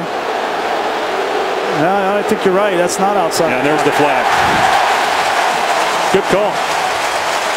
Loss of down. Intentional grounding on the offense. Number 9. Loss of down, spotted a foul. Second down. It's a big mistake. You get that big play, and then you come back and have a penalty and the loss of down as well. It's a good job by that official. Having a conference, making sure you get it right, not reacting, but communicating and getting the call right. It's a good job. Second down and 19 now. After the loss of down, Trickett with time, and open in the middle of the field is Shelton Gibson, wrapped up at the 30-yard line. So they got about 4 of it back. So if I'm Dana Holgorsen and Clint Trickett right now, I'm trying to throw the ball in the middle of the field where these zone-dropping linebackers who don't have a whole lot of experience have to operate. Trickett on 3rd down and long, can't take a sack. And has an open man, but it's dropped by Gibson at the 15-yard line. Was right at the first down marker. And now they're going to have to try a long field goal to tie the game. That's the third drop in this game by wide receivers for West Virginia. He may not have made the first down, but at least you give yourself an opportunity to maybe go for it on fourth down. But again, in the middle of the field, wide open passing lanes in zone coverage against the Alabama secondary and linebacking crew. Josh Lambert hit a 50-yard field goal last year. This is a 47-yarder looking to tie it at 20.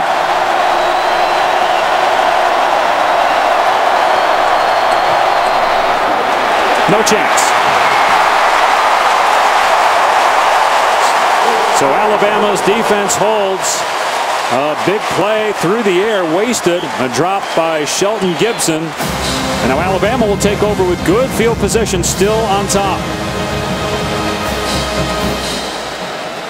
Well, we don't know what the outcome of this game is going to be, but if West Virginia doesn't end up getting it done, they're going to go back to two plays. That play right there, which could have potentially gave him an opportunity to go for it, and on that first drive, not punching that ball in the end zone and settling for 3 points.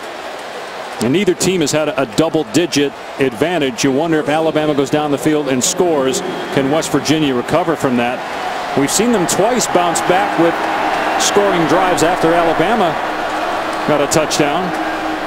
Sims, pressure off the edge. Sims saw it, but he's still going. And his pass pulled in by Cooper. Nicely done at the 43-yard line. West Virginia brought the corner fire off the edge, and no, I don't think he saw it until late. He's going to come right here. But this is the kind of athlete that Blake Sims is. You can get an unfree guy, and at the very last minute, just move slightly, not lose your composure.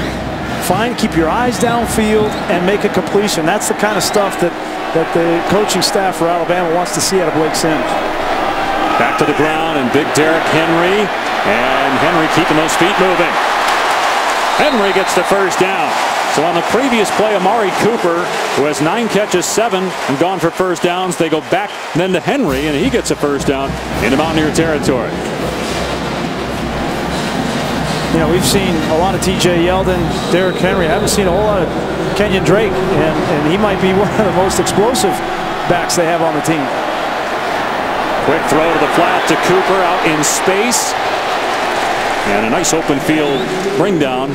Darryl Worley able to wrestle him to the floor at the 39-yard line. A pickup of 6, so 10 catches and over 100 yards now. Amari Cooper, about 1,000 yards as a freshman. Last year held to 736. Do you think he might be the best in the country, his position? He certainly has an opportunity to prove it this year. I mean, he's got the talent, the shiftiness, and the smarts. Cut back by Henry. Gaping hole in the West Virginia defense. And Henry all the way to the 26. A 13-yard pickup. Derrick Henry says, let me keep eating. Just keep feeding it to me. Let me keep eating. And you start to wonder as the game goes on, the physical nature of this offensive line from Alabama starting to take a toll on West Virginia up front. And as soon as you dedicate more guys in the box for West Virginia, leave one-on-one coverage with Amari Cooper on the outside. Pressure off the edge. It's picked up, and the pass is caught by the fullback Fowler. He's out of bounds around the 19-yard line. Midway through the third quarter. Just tuning in, you're probably surprised at the score. West Virginia lost 8 games last year. Alabama, even though there's some new faces, including offensive coordinator and quarterback, the offense hasn't been great, but really the defense and special teams problematic, according to Nick Saban. Alabama on the move here, 2nd and 3. And Henry with a first down inside the 5. Touchdown!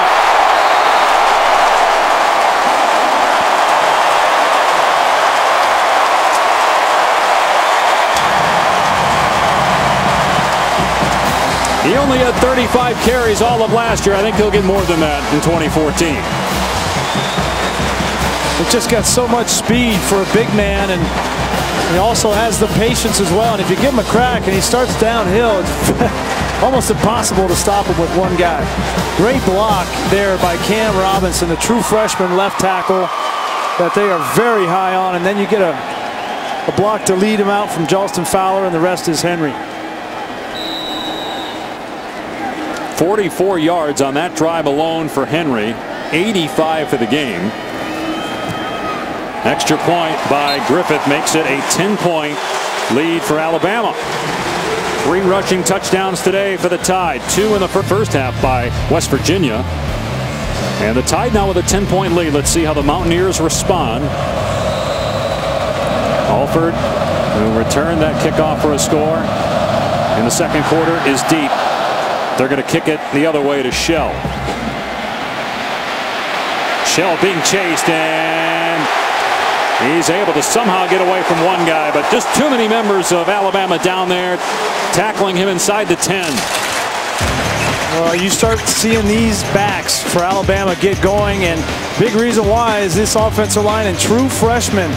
Wondered how Cam Robinson, 6'6", 323-pound freshman out of Monroe, Louisiana, how is he going to react? The #1 guy coming out of high school, and he's starting to get some push on that first level, and on that touchdown run as well. Had a big block to free Henry for the score.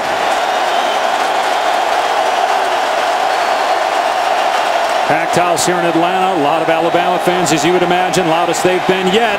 Throw downfield to Smallwood. And boy, if that tackle isn't made at the 25-yard line by the safety, Nick Perry, Smallwood's gone.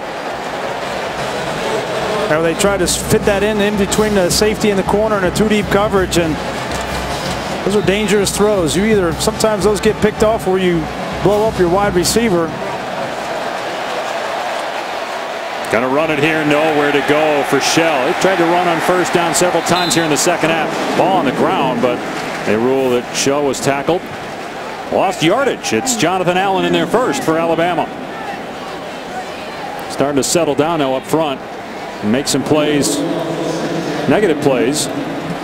It's so hard for Alabama to prepare in the offseason for the tempo of West Virginia, because they don't run that style of offense. So it's not surprising it took them a little while to kind of settle into the pace, be able to get lined up and make their adjustments. And I imagine some choice words at halftime probably help. Out on the open field is Shell, and Shell is loose past the 40-yard line. He stepped out of bounds at the 47. Nice moves by Russell Shell. 20 yards there, 23.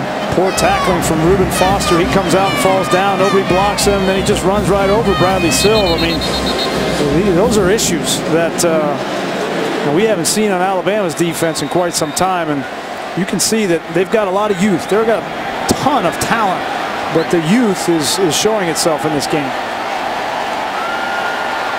See the official holding the ball down as there was a substitution issue. West Virginia now has 14 plays, 10 yards or longer. We got the ball near midfield, 1st and 10. And Trickett's pass is pulled in at the 40-yard line by Jordan Thompson. Another Mountaineer first down. And I would continue to pump that ball in the middle of the field. It's pretty clear that's where this defense is vulnerable, at least right now, with these linebackers and no Trey Priest. And here's Kevin White. Inside the 35-yard line, out of bounds inside the 30. Again, those receivers out there doing a good job blocking after the catch. That was Jordan Thompson that time. That's a big key in this offense. When you're going to throw the ball on the perimeter, with your guys willing and able to get out on the edge and block, because if not, those plays are negative yards. From the 27 of Alabama, here's Dustin Garrison. Only had 4 attempts last year because of an injury. Took a medical red shirt. They're still trying to run on first down, and they did get positive yardage that time. Clock at 5.5 here in the third. West Virginia down 10. And I think Dana pumped the brakes on the pace a little bit. He just needs to get his defense a little bit of rest. And you know, in the past, early years of Dana Holgorsen, he'd be on the gas pedal all the time. But now I think he's got a much broader view of the game and protecting his defense. They spread it out here. Trickett going to the middle of the field, and White was open again. The pass just behind him. Saw that in the first half. There was a tip ball where White was coming across, and had he caught it, would have had a lot of room to run. 3rd down and 8. Yeah, he got his feet crossed up there. He was going back in the pocket and didn't really need to. And you're falling away, it's hard to throw the ball to your left in front. Trickett on 3rd down and long. Over the middle. It is juggled and dropped. Another opportunity West Virginia can't capitalize. Jordan Thompson unable to hang on. Here comes the field goal team. Josh Lambert missed a field goal on the last drive, 47 yards. Perfectly thrown ball from Trickett right around Reuben Foster again in the middle of the field, and I don't think Foster tipped that. That's just a drop by Jordan Thompson, and that's been the biggest Achilles heel of this team tonight is not making those plays downfield for your team. In order to beat Alabama, you can't have that many drops. 42-yard attempt by Lambert. And this time, he's good. So West Virginia able to rebound by getting 3. Alabama leads by 7. And tonight at 9 on ESPN, the Advocare Texas kickoff, Wisconsin and LSU, ESPN College Football Prime Time. Let's check in with Luke's down on the field. Yeah, Tanner McAvoy originally signed with Steve Spurrier in South Carolina, then things didn't work out there with Connor Shaw playing so well. Went to junior college and then actually played as a safety last year from Wisconsin. And you hit the nail on the head, Grease. It's about having athleticism, forcing the defense to have to defend all 11 players, particularly with the quarterback running. It'll be interesting to see that new look Wisconsin tonight. Big game for them and the Big Ten. Only Big Ten SEC matchup. Here's Christian Jones on the kickoff return. And Jones is met and dropped at the 25-yard line by Shelton Gibson. Alabama back on offense. Now Blake Sims has been solid. Over 200 yards passing, only 5 incompletions. Yes, he's had a couple of poor throws, and Coach Saban talked with Luke's at halftime about a couple times where he took too long to get the play and break the huddle. You see Lane Kiffin is calling the first play of every series from the sideline. He told us last night that he just wanted to do that to get everybody on the same page, take one more play call off the plate of young Blake Sims, and you know, that's one of the things he's doing. He's also kind of implemented the wristband so that he doesn't have to remember all the plays. Trying to do as much as he can to take the mental aspect off the play to Blake Sims. Play action pass for the former running back. Sims pass on the money. First down catch for Amari Cooper at the 40-yard line. You know, before the offense took the field there, Blake Sims was rounding up the troops, patting guys on the hiney, talking to him in the huddle. Watch his body language when the huddle breaks. Watch his body language actually throws an authoritative throw. This is a different player than we saw in the first half. Well, he's also managing the game at the line of scrimmage. You see here, he's checking, making plays, making sure everybody knows what their role is. From the 41-yard line, here's Derrick Henry. And he gets maybe a yard there, brought down by Kwiatkowski. You know, Brian, it's so interesting that you referenced that at the line of scrimmage. If you go back to the latter part of the first quarter, when Blake Sims tried to do that in the red area and Nick Saban came running down the sideline to call a timeout, there seems to be a little bit more of a trust in the command and the leadership. One of those 3 factors that Nick Saban mentioned to us when it comes to being successful at the quarterback position here, the leadership is what's really starting to manifest itself right now with Blake Sims.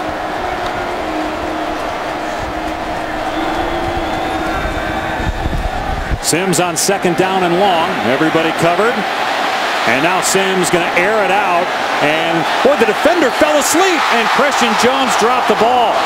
K.J. Dillon had no idea that that ball was being thrown his way. Christian Jones just dropped it inside the 10. Wow. Well, I think K.J. Dillon, he's used to being up around the line of scrimmage. He's not used to playing the deep safety, and he just gets turned around. I mean, it looks bad. And you're right, he fell asleep, thought that the ball was thrown so high up in the air, he didn't know where the football was. And normally, sure-handed, Chris Jones turned his head to run before he brought it in. And that's a good decision from Blake Sims. You know, you got time, throw it down there, give your guy a chance to make a play. Kept his eyes downfield the entire play. Third down and 9, big play here. They bring pressure. Sims gets out of there, showing off his running skills, heading for the first down, but stepped out. And now a flag as there was a late hit out of bounds on the quarterback.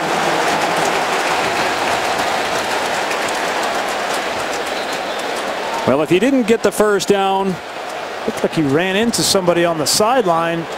And it's going to be a first down anyway, even if he didn't pick it up there because of the flag thrown there. But it looked like he ran into somebody that was on the sideline. One of the West Virginia players was standing on the sideline. It looked like it gave him a forearm shiver. was definitely not on anybody in the field of play. After the play, unsportsmanship-like conduct on the defense, number 13, 15-yard penalty, first down. Yeah, that's a guy that's not on the 2 deep. Yeah, it's Andrew Bowie of Sean Walters. They both wear number 13. It's Walters. Sean Walters, yeah. Watch, he's standing on the sideline, and Sims goes out of bounds and jumps up. That's just dumb. What are you doing if you're Sean Walters? Looked like he got caught by surprise. Yeah, but why would you push him? I don't know. You're begging for a penalty. Listen, you can't throw a flag on that.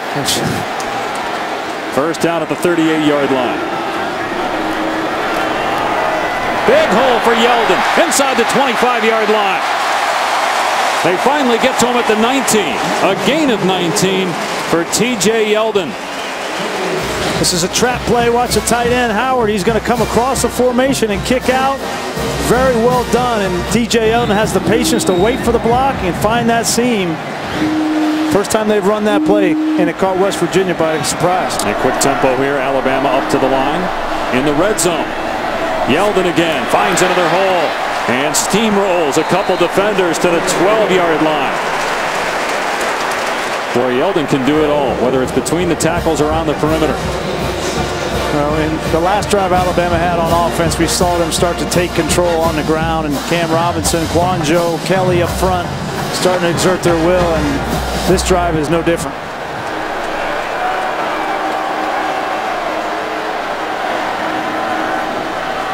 Sims throwing a fade to the end zone and knocked away.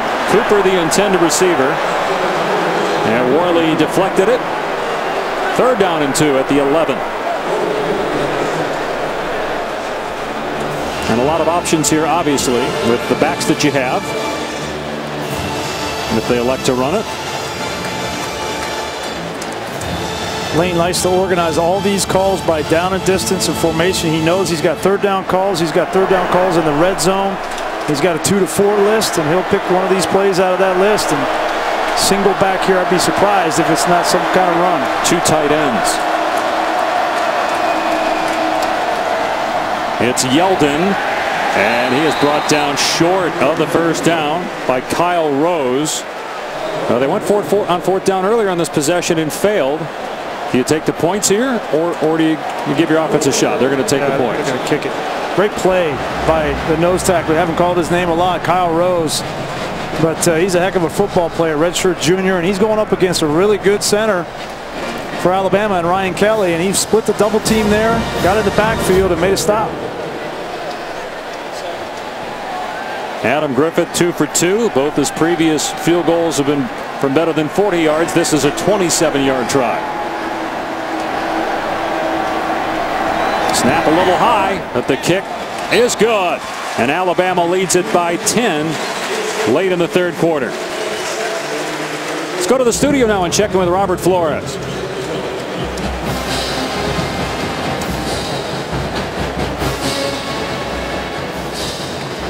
Playing each other with everything on the line. Huge microscope for every team every week now.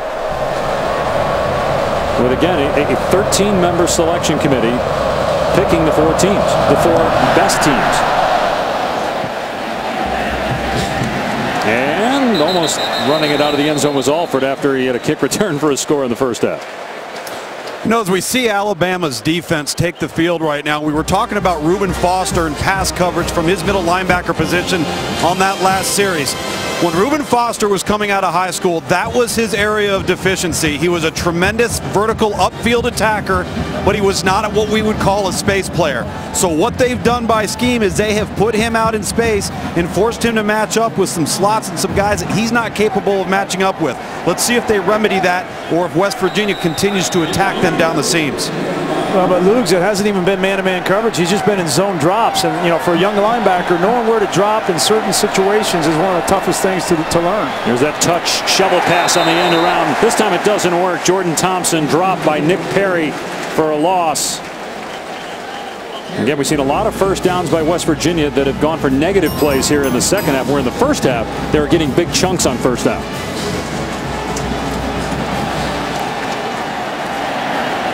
Quick throw to the sideline, and there's room for Alford. Out at the 28-yard line, so 5 yards. Third down and about 7 here. West Virginia needs this first down. They need to ramp up the tempo, and they've got to get this first down. They cannot have another quick 3-and-out punt.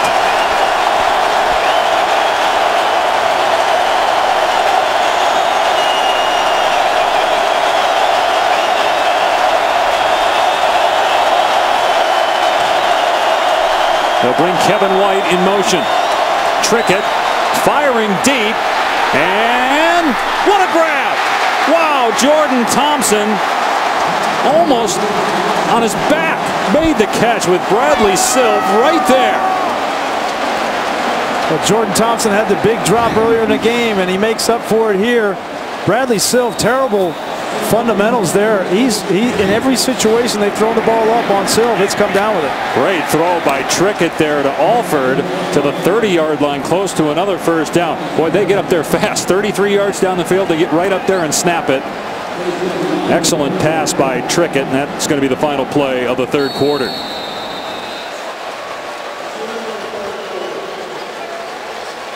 Alabama leading by 10, but West Virginia not going away. Fourth quarter coming from Atlanta.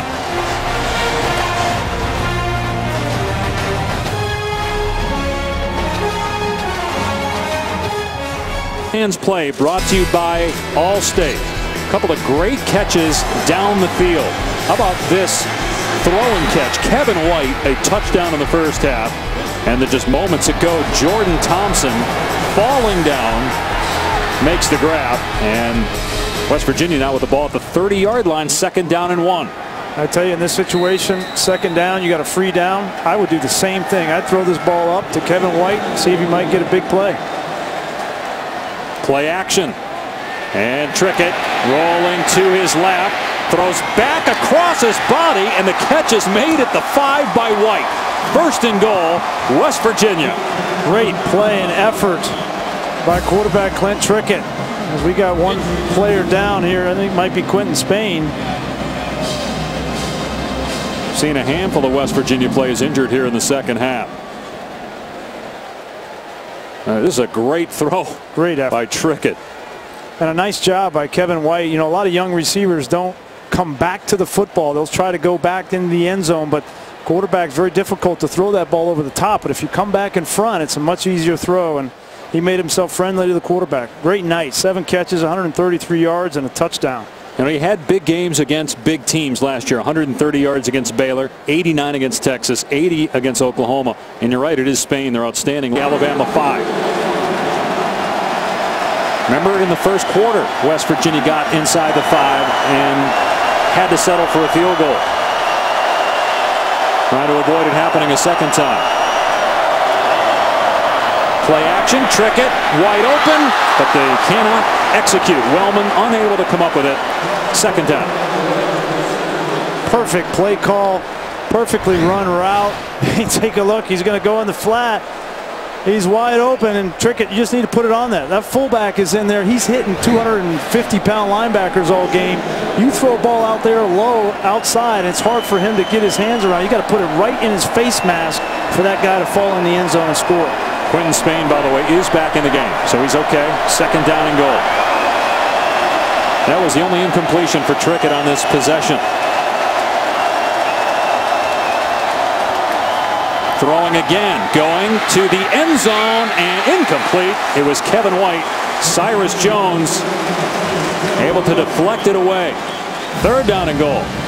Perfectly thrown ball from Clint Trickett. He is throwing dimes out here tonight. That ball is right in the breadbasket.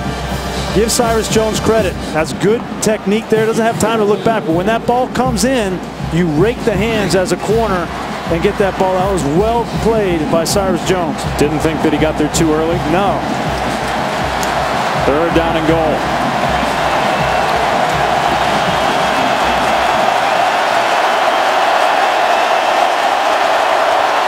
And the snap is over Trickett's head. He just has to fall on it. That'll be a long field goal, and that's twice today that West Virginia has gotten to the 5 or better of Alabama and failed to get a touchdown. They lose 19 on that play. Tyler Orlovsky, the center, looked like he had a blitz coming right. Look at both A-gaps, the linebackers coming, and it looks like that affected him. He had to pop back really fast to pick up that blitz on the interior, and it affected the snap.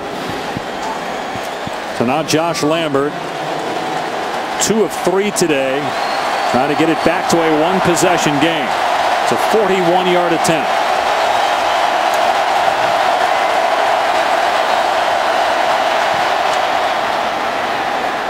And the kick is good. West Virginia back within 7. So despite the big loss on 3rd down, smart play by Trickett to jump on it, and that saved 3 points.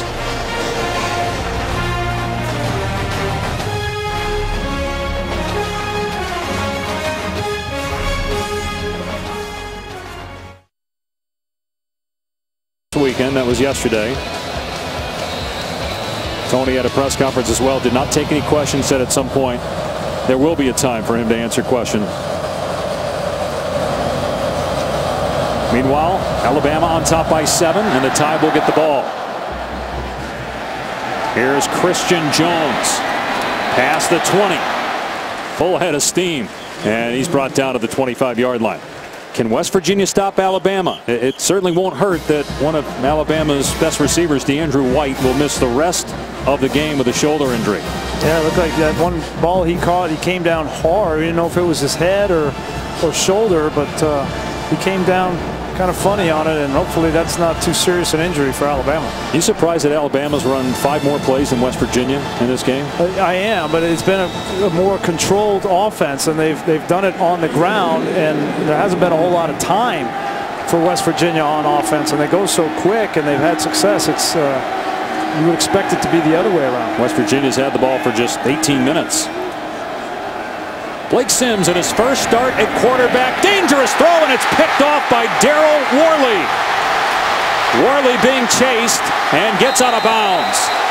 First turnover by Blake Sims, and it's a big one. There's a penalty flag thrown in the secondary as well on the return.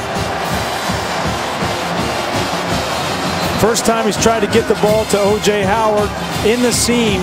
Problem is, you have to control the corners on the outside, and you got to know that if there's nothing holding the corner on the outside, here he is right here. Howard's going to come up, and he's just going to fall off and cut it on the inside. And you got to know, if you're Blake Sims, that I have no control on the outside, and that corner is going to read my eyes. That's just a young, not a young player, but a player with not a whole lot of experience, trying to force the ball down the field. Now there was holding on the return, so it's West Virginia ball, but they lose a ton of yardage. Kiffin thought it was going to be a big play. He saw Howard open, but it's intercepted. Great play by Worley. Had a pick last year. Started just 4 games a year ago. This situation, the down and distance, 13.5 minutes left in this game, backed up in your own end zone, and you're up 7 points, and that's a dangerous throw. I don't agree with forcing that ball down the field. Well, and Grace, we talked in the break about that being the most manageable moment for Blake Sims. He had to manage that moment and turns the football over. But they lose about 20 yards on the penalty. Here's Trickett trying to set up the screen to Smallwood, able to slip a tackle and get into Alabama territory. Gain of 3 or 4 as Reuben Foster gets the stop. But at the same time, in defense of Blake Sims, Lane Kiffin gave himself away on the sideline too. He thought he had what he wanted. The design of that play was flawed, in my opinion. They run it here, and pushing the pile is Smith. Only a couple yards though, so 3rd down and about 6 coming up. Because if you're going to throw the ball in the seam to the tight end, you've got to control the outside corner with the wide receiver, and he didn't run downfield, so there was nothing to hold the corner. 3rd and 5. Trickett downfield, juggled and incomplete. A big hit as Jordan Thompson got nailed by Landon Collins. See what the Mountaineers do here on 4th down and 5. Landon Collins polices that back end for Alabama, and he will make you pay. Clean hit, shoulder into the chest. And he had already dropped the ball. He had dropped the ball before the contact. Well, you would have too if that was coming. They're going to punt here. So again, that 20 yards because the holding penalty on the return was big. They'd be in field goal range otherwise. Instead, the punt. Jones under it. And fair caught at the 12-yard line. So the mistake by Blake Sims does not hurt Alabama. The Tide still on top by 7 early in the 4th.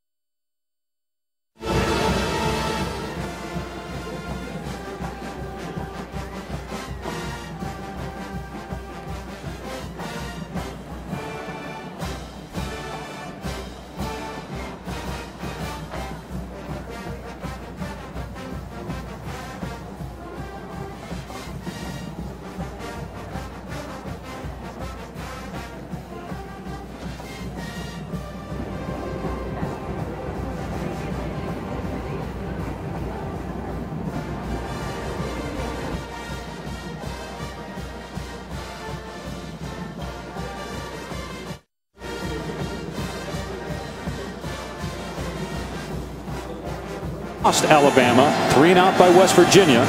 Now let's see how the Tide handle things deep in their own end. Will they run it here on first down after throwing it on first down last series?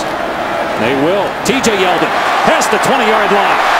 They're trying to strip it, but Yeldon too strong with the ball, takes it out to the 38. A 26-yard run.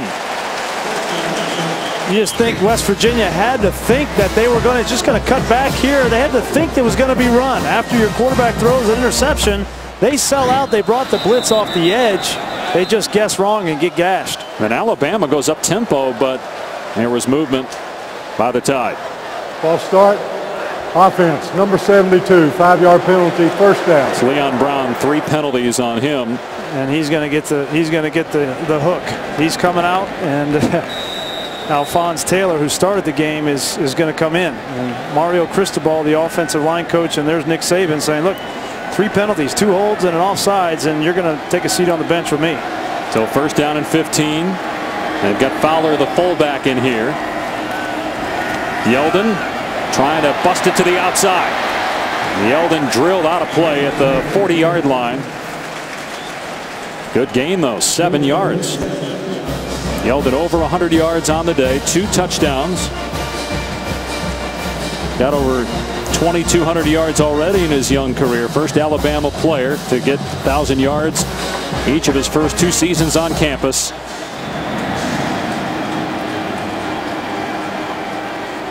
So second down and 7. Sims wide open is Cooper. And Cooper now with 12 catches, 1 shy of a school record, gets to midfield. He loves this little quick out route. Watch how smooth he is out of his breaks. Doesn't have to slow down to break, and then when he gets the ball in his hand, he's got great moves. He's very shifty when he gets the football in his hands. And right now, West Virginia is anticipating full run, and so anytime that Alabama and Blake Sims want to throw the ball, they're going to have man-to-man coverage on the outside with Cooper. Henry gets the call here into the secondary, and another Alabama first down to the 39-yard line. This drive started at the 12 just a few plays ago, and they're already inside the West Virginia 40. And Henry closing in on 100 yards rushing.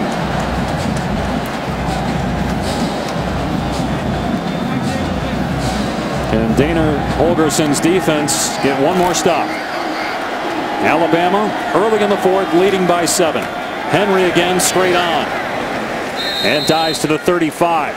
A 4-yard pickup, tripped up by Carl Joseph.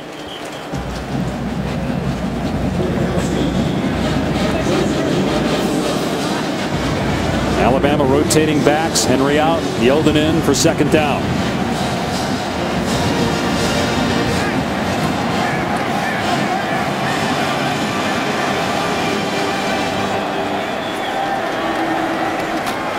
Yeldon, and stood up at the 33. I mean, third down and about 4 here.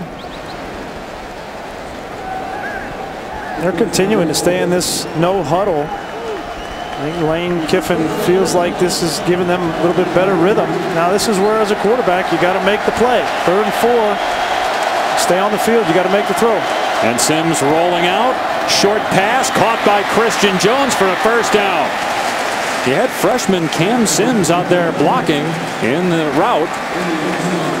And Jones was open. Sims put it on him. First down.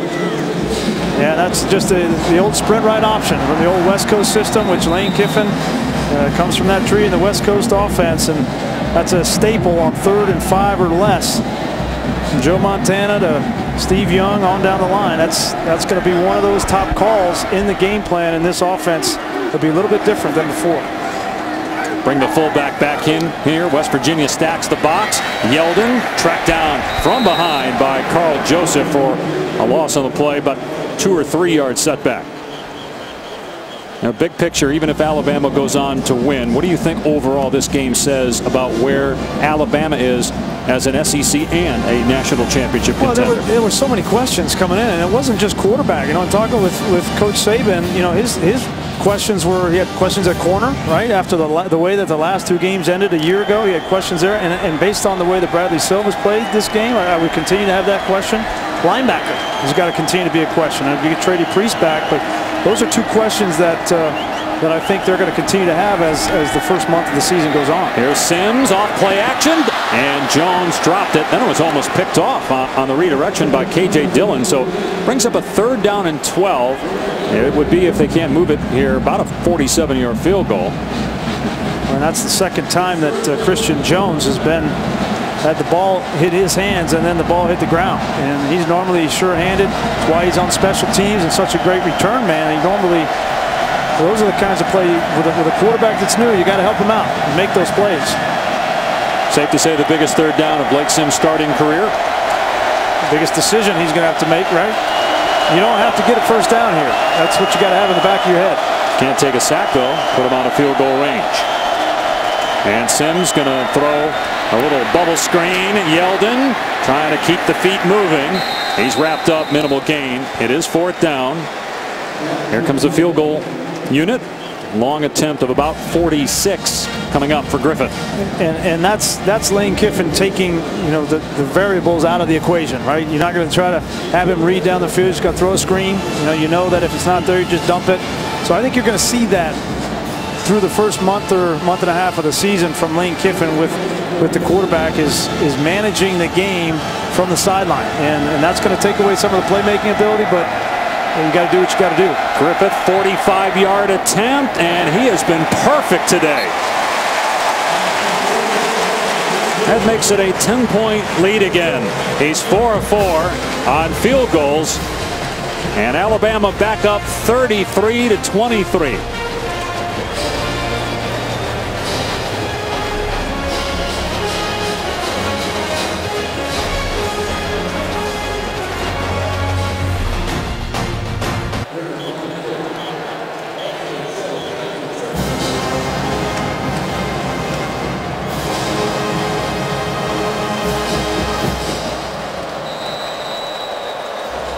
That game's over on ESPN. Got a couple more games tonight on ABC and ESPN. Wisconsin, LSU, and ESPN, Florida State, Oklahoma State here on ABC. They won't even give Alford a chance at another return. He took it to the house in the first half. This will come out to the 25. Take a look at our game summary. Mentioned the kick return by Alford. 261 rushing yards for Alabama. The 1 turnover by Blake Sims, but there's a holding call on the return, so West Virginia, instead of having the ball at the 30, started in midfield, went 3 and out. And Alabama, on the strength of 4 field goals, leading at 33-23. And West Virginia can score fast. We'll see if Alabama's defense steps up. Go with a diamond formation. And here's Shell trying to power to the 30-yard line. He's stuck at the 28. Dalvin Tomlinson, who missed most of last year with a knee injury, made the tackle. You saw number 9 there, true freshman Deshaun Hand, also in the game.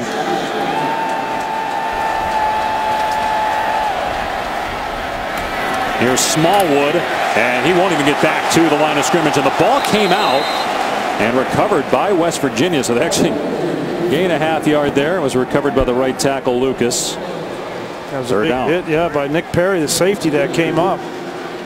You know, I think that the pace of play from West Virginia in the second half has slowed down a little bit because I think that Dana Holgorsen wanted to protect his defense and not get off the field too fast. But now's the time. You got to put the foot on the gas pedal. You got to air it out, throw the football, and move and score points. Otherwise, you're not going to win this game. They spread it out here. 3rd down and 7. No linebackers in the middle of the field. And Trickett throws over the middle, incomplete. Unable to come up with it with Shorts. You throw it too hard? Nah, it's just a missed opportunity there. You got to put that ball out in front of Shorts. Sure, Shorts could probably make this play, but this is an easy throw for the quarterback. Just a little bit high. Shorts is 6'1", and you know that's a ball that could be thrown much better. And I think when West Virginia, they needed to get some points on that drive. When they look back at this game, it's going to be the little things. They were just off a little bit, dropped some balls. Trickett was outstanding most of the game, but that was a critical miss. Great punt here. Jones backing up to his 14-yard line. And nowhere to go. Wrapped up at the 11-yard line. Harper on the special teams tackle. And Blake Sims returns to the field with a 10-point lead when we come back.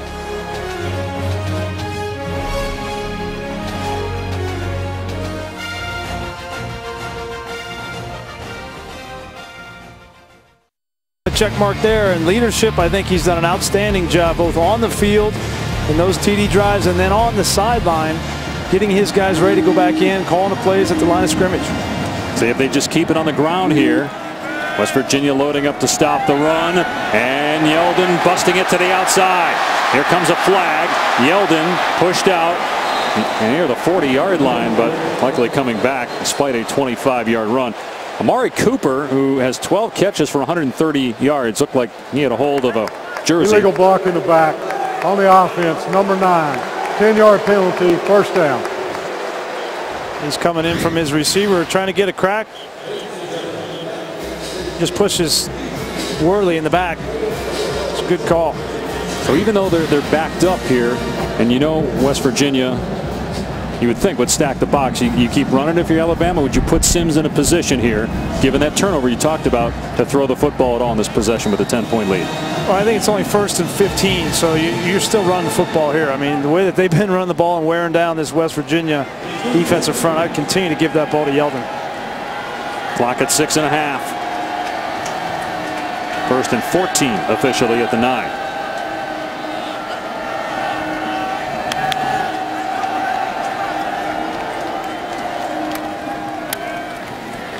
Yeldon gets across the 10 to about the 13-yard line, so a 4 or 5-yard gain before Kyle Rose brings him down. You know, I asked you on the last drive about Alabama, big picture. What about West Virginia and how they've impressed today? Maybe finally they'll get it going in the Big 12 this year. I tell you, the most impressive thing that I've seen from West Virginia has been Clint Trickett. He's thrown the ball on the money most of this game. He missed that last 3rd down, but Dana Holgorsen is really encouraged by the progression of Clint Trickett. If he can stay healthy, he's not the biggest guy in the world. If he can stay healthy, they have a lot of weapons in Kevin White. If he can get mentally past that hurdle, they can challenge in the Big 12 and certainly be better than 4 and 8. Henry on 2nd down gets a handful. Earl Joseph on the tackle, so 3rd down coming up. You'd think the next snap wouldn't come until inside 5 minutes to go. You know, West Virginia has Oklahoma and Baylor at home. They have to go to Texas and Oklahoma State, and they're coming off their worst year since 2001. 2-7 in the Big 12. 2 losses were in overtime, though. Meanwhile, Alabama, next big game is they have Florida Atlantic Southern Miss next. Next big game is Florida.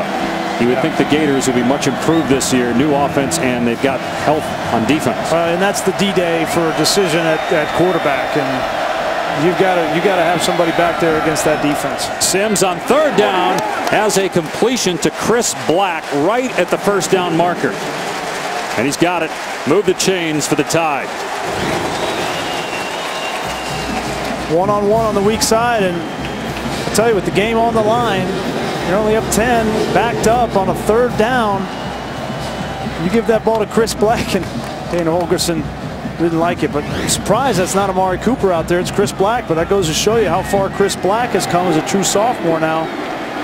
The trust of Lane Kiffin. Again, DeAndre White is out with a shoulder injury. Don't know if that'll be more than just today, but they do have depth. Here's Henry again to the 28-yard line.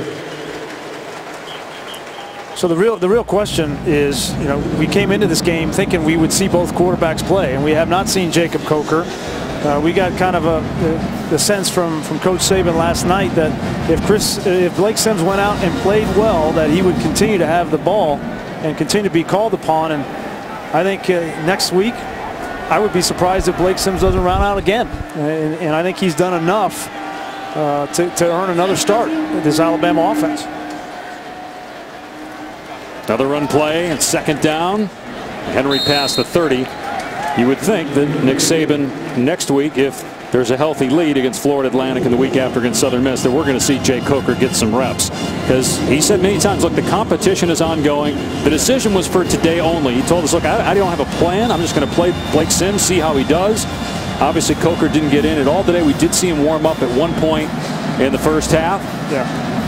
And I think just to further the story a little bit, I've been surprised that Jake Coker hasn't picked this system up a little bit quicker. And I was at practice last week, and he looks great in 7-on-7 drills. And he gets into a team drill and looks like a different player. And that's not a good thing as a quarterback, obviously. And that's the reason that he did not start this game and didn't play in this game.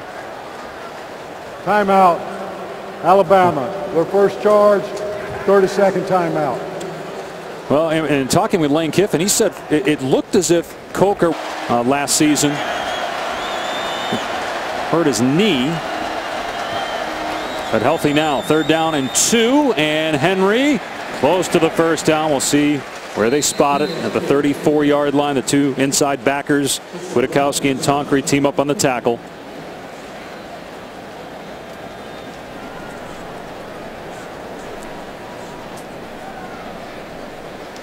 But there's something to be said for experience, how teammates respond to a guy in terms of leadership, and that obviously arm strength, accuracy, those things are important, but having an understanding of what you're seeing pre-snap and then during the play, equally important, if not more. There's a lot of interesting dynamics to this conversation as it brings up a 4th down, but the fact that Blake Sims has put in the sweat equity, that he has been unselfish for his 4 years at Alabama. He's done everything the coaching staff has asked him to do, and his teammates love him, and they will follow him, and they will go through a brick wall for him. But again, at the end of the day, can Blake Sims take you to an SEC West championship, an SEC championship, and a national championship?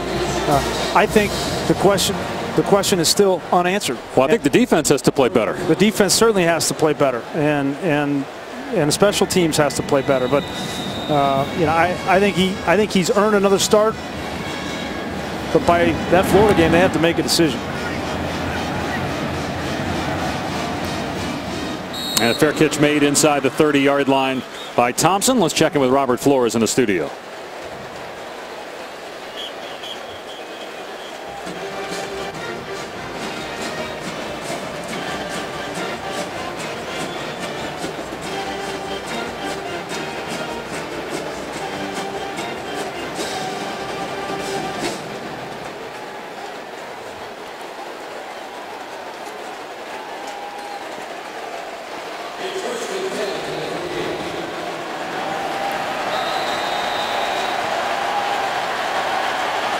Now, it's great to see Todd Gurley healthy, one of the most explosive players in the country.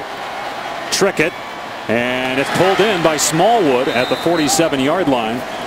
West Virginia can score quick, but they would need points and then have to get the onside kick. They do have 2 timeouts remaining. Yeah, so remember, 2 timeouts, and they don't need to get a touchdown here. If they get down in there and it's 4th down, they need to kick a field goal.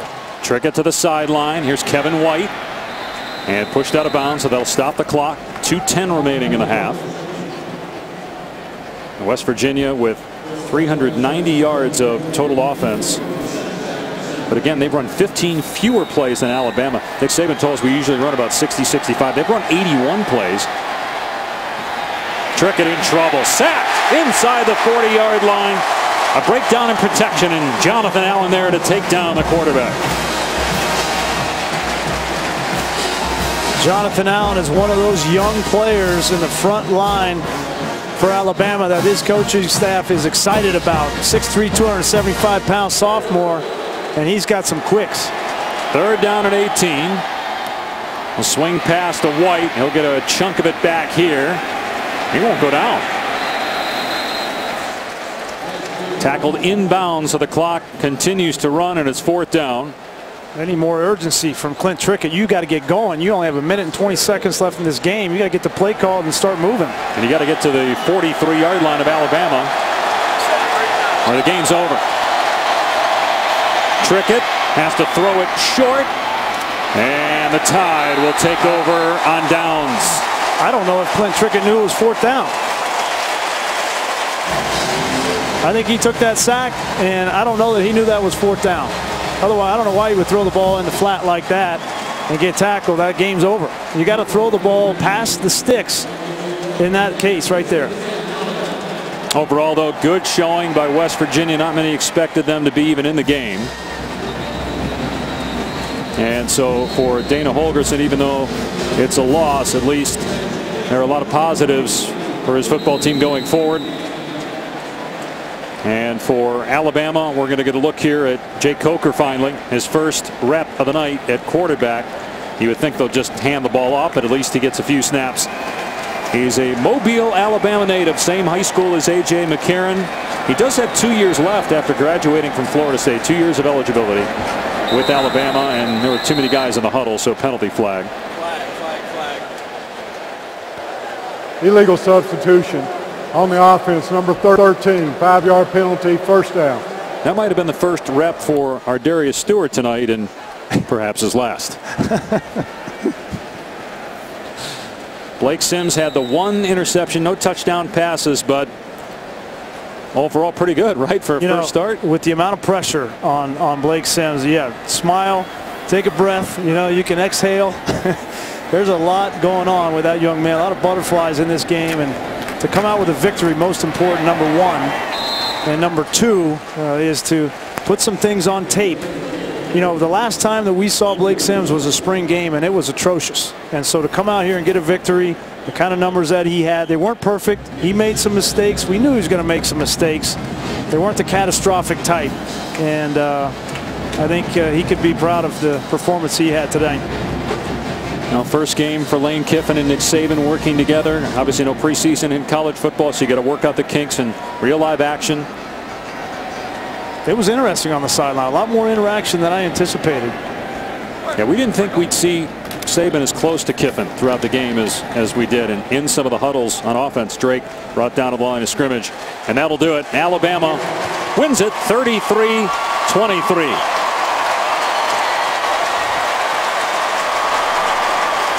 T.J. Yeldon had a couple of touchdowns on the ground. Derrick Henry had a score. Both those backs over 100 yards rushing. And a career high for Amari Cooper, 12 catches for 130 yards. As Blake Sims wins his first start as the Alabama quarterback.